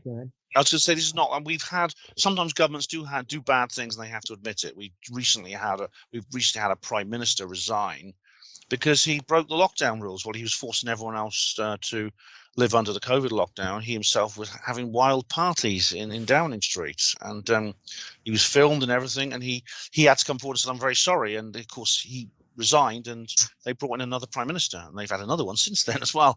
So must be pretty real surreal experience to have three prime ministers and two monarchs in the 1 year. I know it's very odd. Yes, we're on our third prime minister since then. So it's two prime ministers ago. The point is that they do sometimes do things wrong. They have an entire department of people they're known as spin doctors and people like that. So behavioral modification teams who write scripts for politicians to when they have to do a big mea culpa to the public. And very often these are very, very cleverly worded in the same way as Michael was talking about with the lawyer speak. And very often their psychologists as well go over them, and they say, well, use this facial expression, use that facial expression, say this word, say that word. And, you know, it sometimes works. They're quite good at it. However, what we're talking about here is a secret that's bigger than it's a confession bigger than any confession they've ever had to make before. I mean, Marcus and I did a talk about the whole thing. It's not been broadcast yet. We have recorded something. We talked about the incredible, life-changing and momentous occasion, especially the Apollo 11 landing, had on society. How the influence it had, not just in the United States but all over the world, and how it's affected our culture. There's the issue that I talked about with Michael, the legal issue. There's the money, you know, the amount of money that was. This makes Bernie Madoff look like an amateur when you talk about the amount of money that's been embezzled, things like that. So when Raza gets back, and I hope he will, maybe I could ask him how exactly do they plan to confess this? How does this have, Michael? If NASA do go ahead and confess in a few years' time that the Apollo missions were partly hoaxed in some way, how does the legal implications carry across? I mean, does like the American taxpayer then suddenly owed a lot of money? No, to put it mildly. Sadly, first of all, you know, I guess the easiest way for me to explain this is you have to understand that if you're dealing with a psychopath, they're going to do everything they can to manipulate you to get what they want. So what I think is going on, and this is speculation on my part, is if you have a bunch of people that come into information that is going to be detrimental, and this is really, I think, at the end of the day about the strength of the United States dollar and the economy. That's what this all, I think, circles back to. Because if it comes out that the United States faked the Apollo moon missions, well, the next question becomes, how can we trust you about anything else? How can we trust you about 9/11? What about all these other scandals throughout the year? How do we trust you, right? And then that, if there's no trust in the United States government, ultimately there's no trust in the United States dollar. And that will cripple the United States economy. So to a certain extent, I think keeping the Apollo hoax alive as long as possible is, in that sense, related to national security. So I think what they do is they'll tell people, hey, you know, I know you caught us faking the missions, but don't be the person to go out and spill the beans on us. We'll do it. But we're going to do it when we go to the moon, right? So when we really do pull this off, that's when we're going to admit it.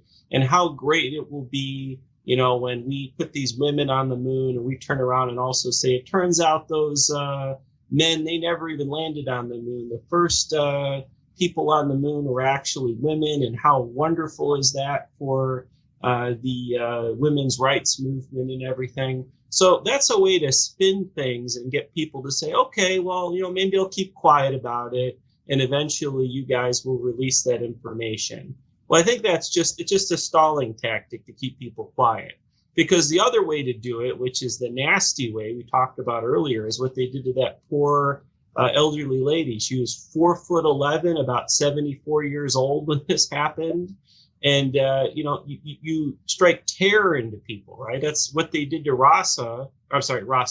Jera when they took his camera and made him delete the photos. I mean, you can either do the carrot or the stick. And I think the more polite way to do it, because you don't want to go around killing people or arresting people, because that could backfire on you. You just come up with some type of excuse to kind of get people to stay quiet for a while. So that's what I think at the end of the day is going on when they tell people, oh, we're going to admit it's a hoax in the future. Just, keep quiet about it. Let us do it. It'll be better for the world if we come out and announce it ourselves. Even if Artemis does land on the moon and they do that, and it turns out that they confessed to lying about Apollo, I think the consequences are going to be very far-reaching to the United States economy. So I guess then the question becomes, well, when will they confess that the Apollo missions are fake? Because I think they will at some point in the future.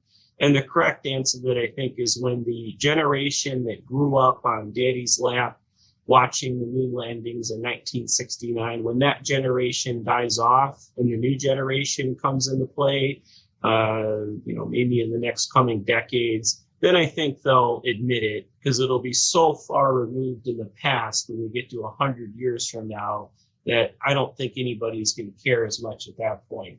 But the problem is, if you have these people in their 50s, 60s, and 70s that have grown up with Apollo, and they find out that Apollo is faked, you can imagine the consequences for the trust in the United States government as to what that's going to do. And I think that people don't. Could you guys excuse me a second? I'm just going to go for a second. Michael, that's interesting. I never thought about that, what you just said about them playing the woke card, because they do this. I mean, especially like if the first astronaut, if they do succeed in landing a lunar module on the lunar surface, and the first person to step out is actually one of the female astronauts. This does work in some cases. I think one of the reasons that the government currently are getting quite an easy time, an easier time than they should in this country, because our new prime minister, whose name is Rishi Sunak, actually is not a white man. He actually originates from India. His family origins are in India, and you can tell by looking at him. Racially, he's South Asian. So that does have an effect to a certain point. However, it would really be straining it. I think maybe it would work. As you said, probably feminists would be quite pleased, and they probably cheer, and they'd say, "Well, there we are. I told you so. Only a woman can do this first thing." But it's become that kind of attitude. I think it's kind of wearing thin. I think this is why, if they're going to play that card, they're going to have to play it soon, because it's kind of wearing a bit thin. A lot of people are tired of it, frankly. People of all races and both genders are getting fed up with the whole thing. And a time's going to come, probably maybe in a decade, maybe even less, when it'll become so much of a laughing stock that people won't really respond the way they would in the way you just said. So, I mean, Raz's back now, so maybe he can say more about how we lost Raza. The Chinese agency pulled the plug on him at the crucial point. Yeah, that's it. I told you they were watching us. Yeah, I thought they were going to take me away. Actually, so, yeah, Raza, it's not. How on earth are NASA going to make this confession, in your view? Okay, so it's actually, they've already started putting the seeds in the public mind because of this movie Interstellar. So in the movie Interstellar, he comes to school and the principal says, "Oh, we had to remove the school books because it said the moon landings are real." Murph is a great kid. She's really bright, but she's been having a little trouble lately. She brought this in to show the other students the section on the lunar landings. Yeah, that's one of my old textbooks. She always loved the pictures. It's an old federal textbook. We've replaced them with the corrected versions. Corrected? Explaining how the Apollo missions were fake to bankrupt the Soviet Union.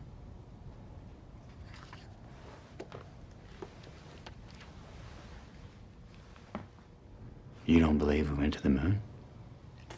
I believe it was a brilliant piece of propaganda that the Soviets bankrupted themselves, pouring resources into rockets and other useless machines. And he says, "Huh? The moon landings weren't real?" And they said, "No. We had to do it because we were in the middle of a Cold War." So this is the excuse that they're going to make. And it's not a coincidence that now Russia is fighting against Ukraine. Okay. This is going to help the public accept the fact that the reason we faked the moon landing was because we had to beat those Russians, you know, and now, you know, because Russia is the enemy again, it's quite so. But I don't know how long this window, you know, how long they can drag out this Ukraine thing. They're probably going to drag it out for as many years as they can, you know, because that provides them a window to for the Americans to understand why we had to beat the Russians. Yeah. Right. That's I mean, What? this is something where they're going to have to kind of slowly kind of coax the American public in a way where, or I guess the public around the world is really what this is about, where when this finally gets released, you minimize the damage. Because the concern is a collapse in trust in the U.S. government, translating to collapse in trust in the U.S. economy, and then collapsing the dollar at the end of the day with that lack of trust. So, you know, Rasa brings up an excellent point. In that movie, I think it was released in 2014, Interstellar, they put a little snippet in there about, you know, the possibility of the Apollo missions being faked.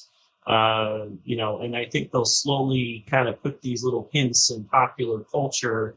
And then ultimately, I think when the generation that grew up watching the moon landing dies off, you know, when this does come out and it becomes popularly accepted that the Apollo missions were a hoax, they want it to cause as little damage and trust in the U.S. government as possible. I think that's a very difficult accomplishment, obviously. But that's obviously, I think, what they're trying to do, to Ross's point. I think it also would come back to what I had said, because I reckon they wouldn't reveal the missions were hoaxed until the last of the astronauts are dead and therefore can no longer be held accountable for it. That seems while on the logical. while on the subject of confessions, I would like to get back to the Eugene Akers one for a second. Excellent.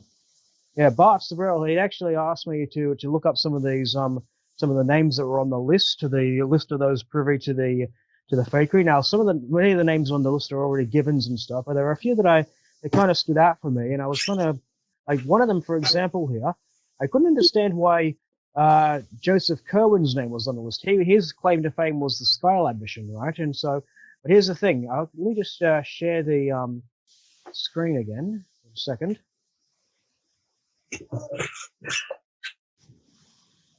Okay.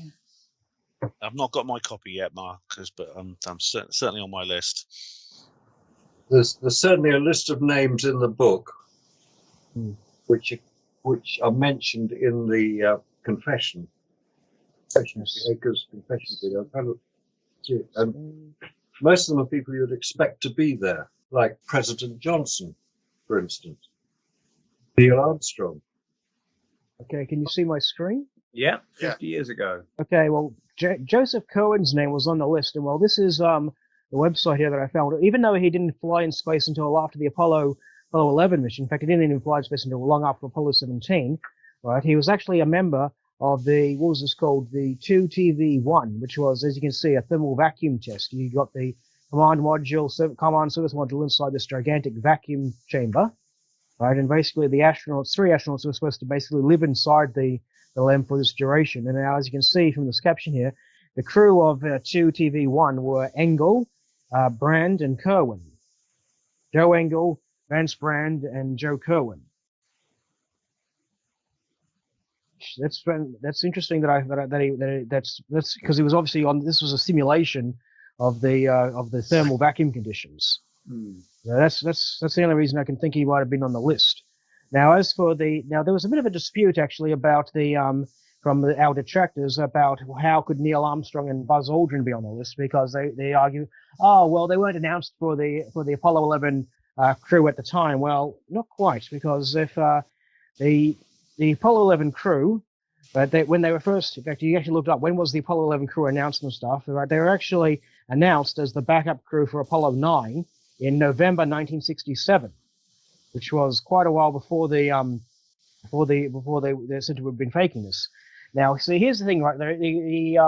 Deke Slayton, he had this crew rotation system, right? He would have his prime crew and he would have his backup crews, right? If the backups, obviously, as the name suggests, there to basically fill in the role of his first choice if they become unavailable. You might remember in the Apollo 13 movie where they had Ken Mattingly replaced by Jack Swigert in the days before the mission. Obviously, that happens in real life, because if something goes wrong, you have the backup crews. But anyways, if their services aren't required, they get rotated to the next mission 3 missions later, right? And now, since they were assigned to Apollo 9, right, they would have been rotated to Apollo 12 after that, right? And so here's the thing: there was the prime cruise for Apollo 8 and a prime cruise for Apollo 9. Like around the time that they were said to be filming this thing, they actually had noticed the satellites, the spy satellites, they had seen the N1 on the launch pad, and there was a whole fear that the Russians, they're going to beat us to the moon, you know. So Apollo 8 was originally supposed to be a manned test of the LEM and CSM in Earth orbit, right? And so obviously the LEM wasn't ready to fly in time, so that's when Apollo 8 became the what do you call it, the C prime mission, the one that goes around the moon without the LEM in tow, right? And so when they swapped the prime crews, but they also swapped the backup crews. So Armstrong's crew ended up being rotated to 11 instead of 12. The point that I'm trying to make is that that announcement that they had switched the crews was in August, which was about a couple months after they said to have filmed. So around the time they were said to have been shooting this, it would have been a given that either Conrad's crew or Armstrong's crew would have been the first to make the walk on the moon. Right? So, you know, so people say, oh well, how could we have had Armstrong and Aldrin be filming this in June 1968 when we didn't even know they were going to be on the first mission? Well, it was a given. It was either going to be Conrad or Armstrong. You know, it was a given. They had announced these crews as early as 67. They were on the backup, so by his crew rotation system, they would have been rotated to it. It would have been one or the other. And so Sorry. Go ahead. I wanted to mention there's this death confession video. There's been 3 other attempts to try to debunk this. I want to mention these. If you don't mind. Please go ahead. Yeah. Yeah. So first of all, one of the first ways they tried to debunk it is by saying, "Oh, that's not his real name. We can't find his real name." Blah blah. And then there's one of our group members has been fighting against the debunkers on this issue, and he proved that he changed his name, you know. And now the second way they tried to debunk it was they said, oh, the word slam dunk never existed until 1975, right? Such a nonsense, right? They couldn't have named it Operation Slam Dunk because the word slam dunk didn't come until 1975. But that, again, is just nonsense because it was, you know, I did a lot of research into this. It was in America, you have the NBA and the ABA, right? The National Basketball. But yeah, so the word slam dunk didn't come until the NBA until 1975, but it existed in the ABA long before that. In fact, the whole reason they created the ABA was to let the players do the slam dunks, right? So that whole argument is nonsense. Basketball, isn't it? It's a term from basketball. Yes, Right. Yes. The other thing too is I actually found a clip. I had a highlight reel of Wilt Chamberlain, which in fact I'm actually looking at the video right now and stuff. It's just the description to come over. Basically, it's a highlight reel spanning the years of, I think it was 59 to 61, and when one of the clips, the announcer specifically says "slam dunk," and I believe Rasa, you're able to pin it to when it was likely to have been filmed because of the jersey that he was wearing. Right. And then the third thing they tried to do, which is the most interesting when they tried to debunk this video, is they say that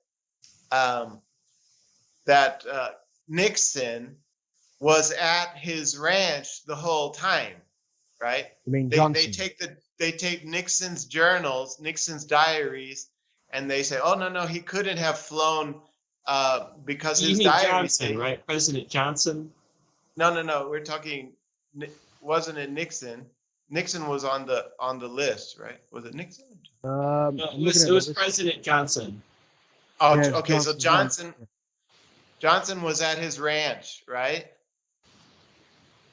Yes, that's Yeah. what the diary says at the time. Yeah, Or and then presidential records, rather. In my opinion, they faked. Obviously, it's easy to fake Yeah. that. So then some visitors came to his ranch, and then they flew away on a helicopter. And then that helicopter flight was on the same day where they were going to start filming. So he would have just had to jump on the helicopter. It would just be a few hours to the Cannon Air Force Base. So Right. So it actually, they kind of shot themselves in the foot by bringing up these Johnson diaries, because that he was just a few hours away while it was being filmed, right? Why would they invite people to come and witness something they're trying to keep secret, though? Obviously, the more people they're saying, come and look at this, President Johnson, and come look at this security chief. So, I mean, I can imagine security chiefs, but why would, I would think that, it's a list of 15 people or something. So I'm just playing devil's advocate. If you're inviting these people to come and watch something being faked, it sounds like you're going to ask for trouble because someone might leak. Well, the thing is, you want to?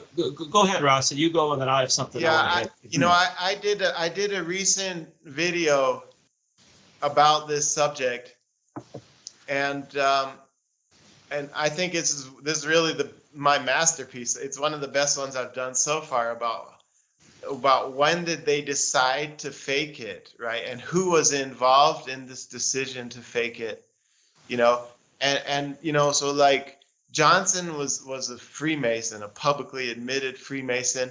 And, there's lots of photos with him of the other astronauts who were also Freemasons, so they were, there were certainly members of the club who were invited, Okay, Michael? Right. I got. Go ahead, Michael. Yeah. And so one of the reasons, and just to give a real quick background, because I know we kind of very briefly went over this Eugene Akers video, just for the benefit of anybody that's listening to this that hasn't researched it. The quick story of what had happened was there's Cyrus Akers, who was an air policeman in the military police, was a security guard, according to his son, whose name was Eugene Akers. Eugene Akers had changed his name, but at the time his name was Eugene Akers. He was the son of Cyrus. Cyrus was the security guard, and he's the one that told his son that Apollo was faked. And he said that Apollo 11 was faked near Clovis, New Mexico, at Cannon Air Force Base. It was in 1968, June 1st through June 3rd was the filming. And a list of people that were at that base was released. It's published in Bart Sabrell's book, Moon Man. And that's what we're talking about, is that list of people.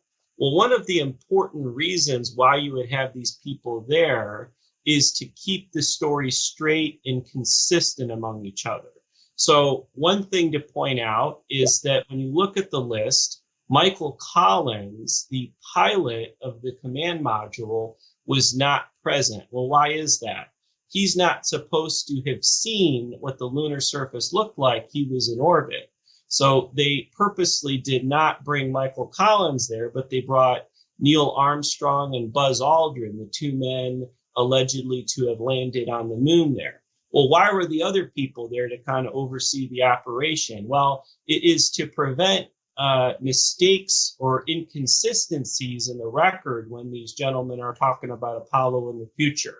One example I want to bring up briefly is there's an Aulis article published by David Orbell in 2014, and he went to a conference with an Apollo astronaut that was on a couple of the missions, Al Worden. Al Worden was giving a speech, and this gentleman, asked some questions at the Q&A, and he asked him, how did the Apollo capsules, land on Earth? What was the approach vector they took when coming back from the Earth's atmosphere? And Al Worden mentioned the quote unquote straight in approach. So he just goes on an angle and then he just kind of guides in and then they land in the ocean. So that's the official story.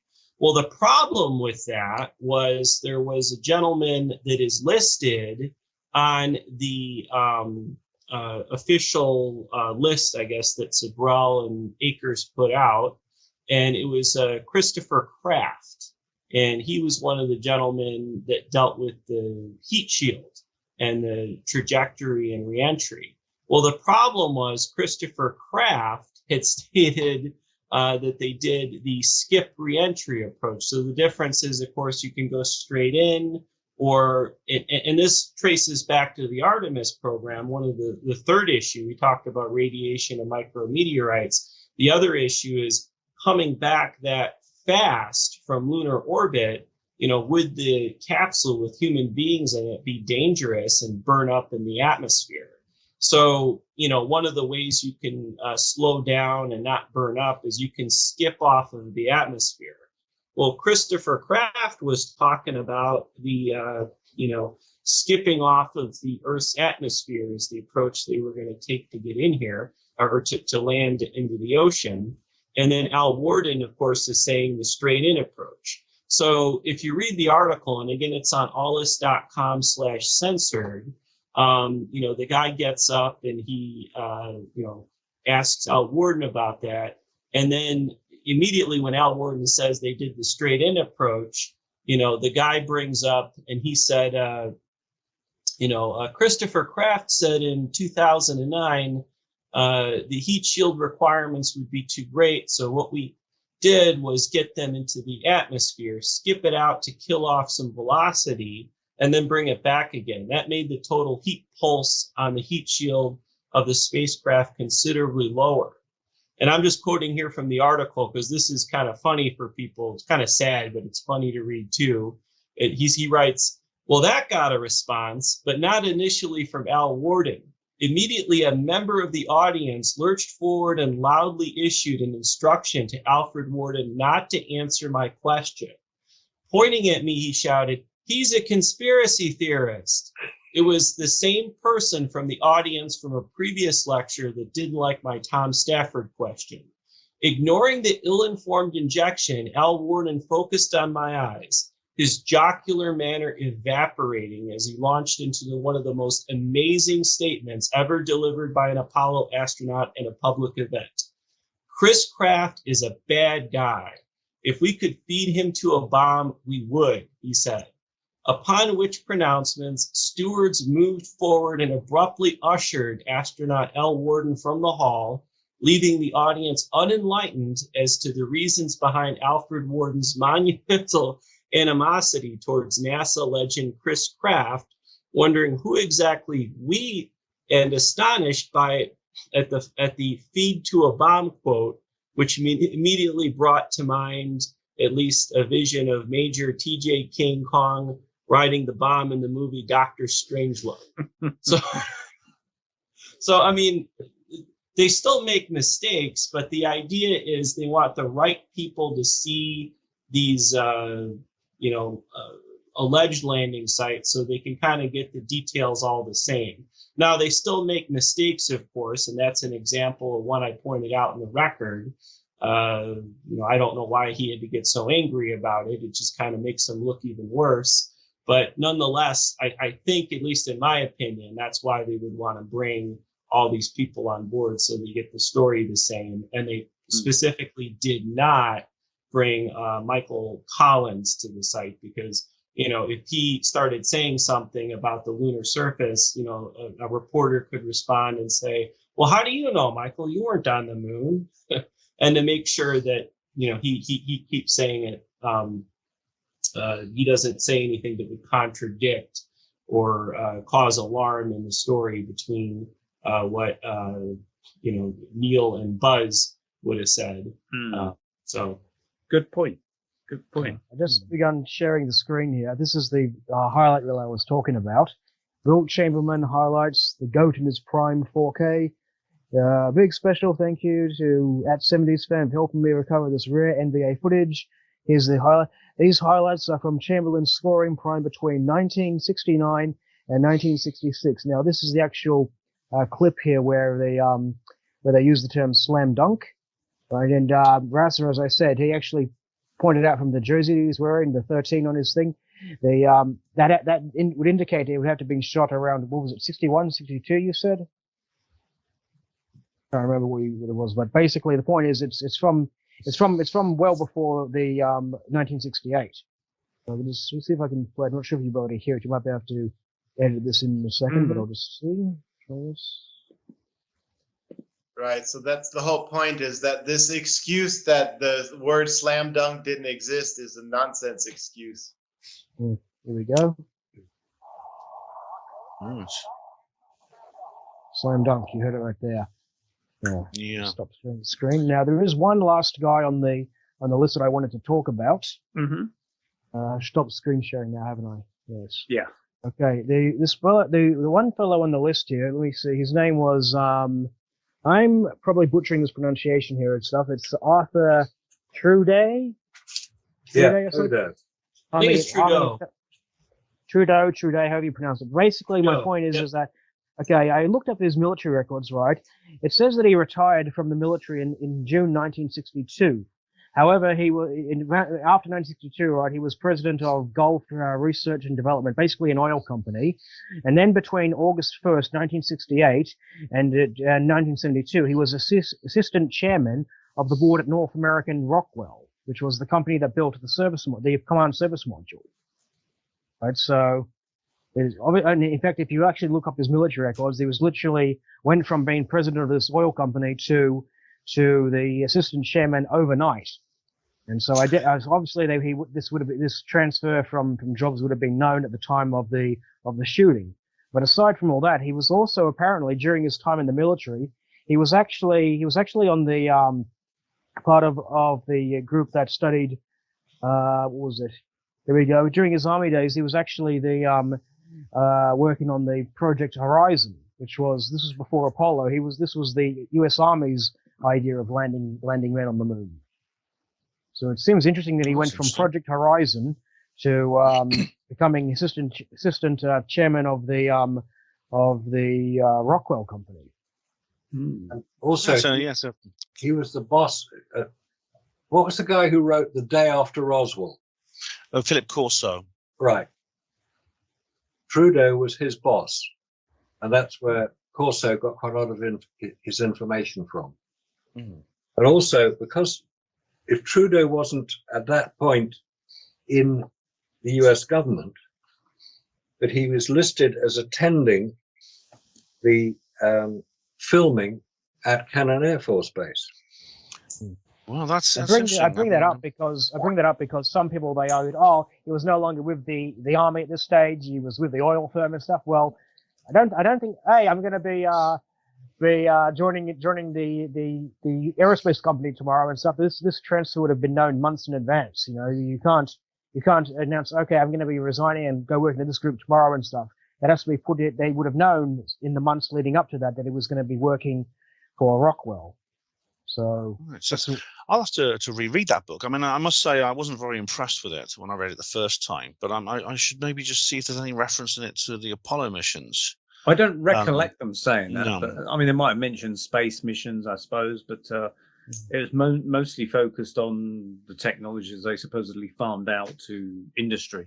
Yeah, it's for reasons we don't have time to go into the reasons, but I found it rather incredulous.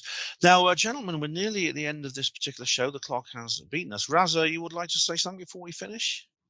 Well, I didn't get to finish telling you about my job here. Yes, please do, because we lost you. Please tell us. We'd like to know. Okay, so can I show you just a 1 minute video clip? Sure.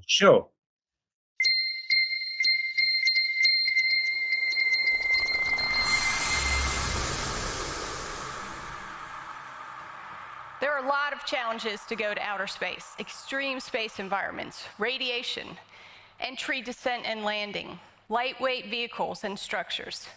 Every time we overcome a new challenge, we learn something new. New science, new engineering, and new materials. So today I have the opportunity to tell you about a new material with great potential. Boron nitride nanotube. Meet BNNT. It's made up of alternating boron and nitrogen atoms. It's 1 to 2 nanometers in diameter and very long. BNNT is 10,000 times thinner than a human hair. It resists heat up to 900 degrees C. Aluminum melts much slower than that. BNNT is strong, 100 times stronger than steel, but only weighs 1/6 what steel weighs.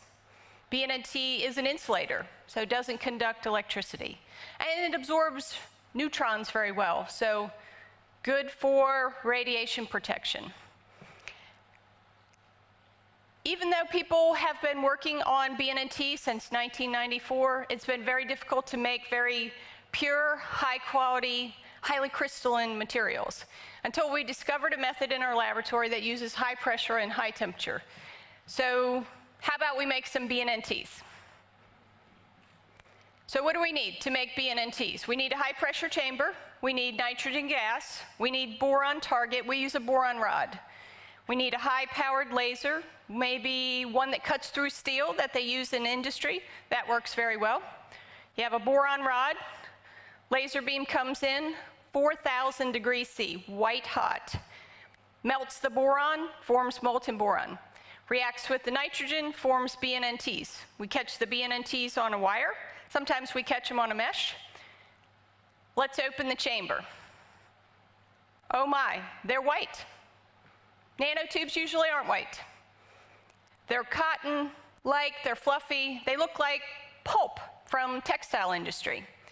This is about 30 minutes of trying to make BNNTs, fits in the palm of your hand. That's a blue glove in the lab. And very unexpected that they're white, they're fluffy. We can maybe do something out of them like spin a yarn. So imagine going into a jar of nanotubes, 1 to 2 nanometers in diameter, 10,000 times thinner than just one strand of my hair. The reason I'm showing you this is because this is my job here at the Chinese space mission, okay, is that they want me to research how is NASA planning on protecting the astronauts from the radiation. So that's my job. I'm researching these articles just like I just showed you and just translating these to Chinese. That's my job. I'm just a translator, really. And so let me explain a little bit about what they're planning, how they're protecting. You know, like as we talked about in the Artemis mission, the mannequins are wearing this shielding, right? Mm-hmm. The vest, radiation vest. This is the material that the radiation vest is made out of. It's made out of boron nitride nanotubes. Now, the reason that the boron nitride nanotubes work, or hopefully work, is that, you see, when the cosmic particles are passing through, you need the material to be made out of elements which are low on the atomic scale, okay? The lower the elements are on the atomic, like for example, on the Earth, you know, the Earth's atmosphere is made out of oxygen, hydrogen, nitrogen. These are all very low on the atomic scale. So they've figured out a method of manufacturing these boron nitride nanotubes out of boron and nitrogen because those are very low on the atomic scale. And that's what you need to break up the atomic particles. You know, nice. A lot of people make a joke about, or water also. Water has a hydrogen, oxygen. So that's very good. But a lot of people make jokes about lead. Oh, you need so much lead to protect from the radiation. No, lead makes it worse because lead is high on the atomic scale. And when the cosmic radiation hits it, it causes secondary scatter. Yeah. Right. So this Right. So this is the solution now, is this boron nitride nanotubes. The entire capsule is the inside of the capsule is made out of it. The radiation vests are made out of it. The heat shield is made out of it. The space suits are going to be made out of it. This is the miracle thing they came up with, and this was discovered in 2012. They discovered out a method of manufacturing this boron nitride nanotubes.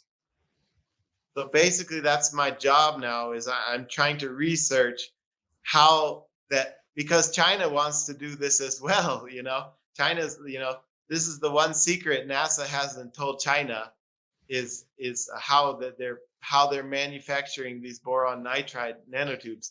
And so that's my job now, is I'm actually just researching. Oh, cool. Well, it'd be interesting if you give us an update on that, Raza, and when if as soon as you can reveal more or you find out more. And indeed, at some point, NASA are going to they're going to publish some papers about the experiment they're doing with Helga and Olga, or whatever they're called, and find out exactly how these two these mannequins, these dummies, fared under cosmic radiation, solar radiation, things like that.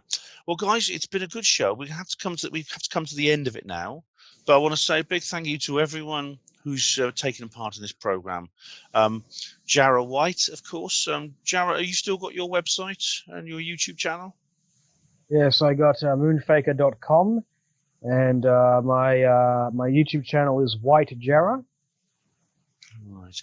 And Raza Vihari, thank you very much to you for coming back as well. Appreciate you being on the show again. This is your second consecutive show. And so do you have a website you'd like people to know about? It's just we have the Facebook page and the YouTube channel and the Twitter page. It's Moon Landing Hoax, right? MOON landing hoax. I'm a member of that on Facebook, and it's very interesting. It is a very interesting place. And of course, Marcus, welcome back. I think you are the yes, it's been good to have you on again. I think you've been on more shows, the majority of the shows I think you have been on, and it's really great to have you back again. So are you still busy with Nexus magazine? Oh yes, we're just getting the new issue out. Early next week it'll go to the printers, and then it'll be available within about a week after that. So I look forward to. I've got an ad in there. Yes, I've got an ad in there. I look forward to that. There's a very good article about the Titanic, which will interest people interested in the Federal Reserve Bank and its creation. Oh, there's lots of connections there with the Titanic, yeah. And our new guest as well, Michael Mayers. Thank you very much, Michael. How can people find out more about you? Yes, so I'm one of the administrators on the Moon Landing Hoax group on Facebook. We're very proud of the fact that we've gotten up to 42,000 members and we reach millions of people. The other thing we've done is we've branched out and we have a YouTube channel that Rasa and I upload videos to. I upload live streams and do little videos on various anomalies in the Apollo record. If anybody is interested in viewing those, I just want to let you know that probably stupidly on my part, I named the channel Moon-Landing Hoax. And of course, if you search for that on YouTube, you won't find it. You'll just find debunking videos. So if you type Apollo Detectives, you'll find your channel. You won't find us. So the only way to find it I've seen is to just go to our Facebook group and link from there. Or if you search on YouTube, because we are shadow banned, I would recommend typing MLH live stream and then type in # and a number, and you'll probably get a link to one of my live streams. And I've got up to 18 of them up there where we go into various aspects of the Apollo fakery if you want to check it out. Thanks, guys, again for having me. Oh, you're very welcome. It's good to have you on there. And, you know, that's a recurring problem on social media now when you talk about the subjects we talk about, as well as many others that are verboten. And, of course, finally, last and definitely not least, we have Neil Geddes-Ward, who basically he co-hosts the show with me, and he also does the directing, producing, editing, and I think there's very little you don't do, Neil. So thank you very much. Before we go, I'll mention, because we did talk about Xavier Pascal, who passed away. And for people that want to watch his videos, if they want to go to YouTube and type in Hunchback, I'll put the link on the screen.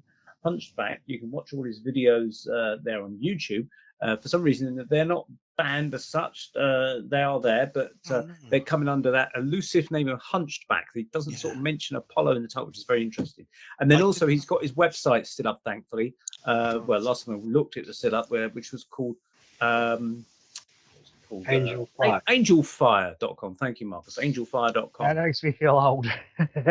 Angel Fire. That's the 90s. I want to mention one thing about that, however, is that if you're going to watch his channel, please take it with a little bit of a grain of salt, because he's saying the Chinese missions are a hoax and the blah, blah, blah, so we had some differences there as well.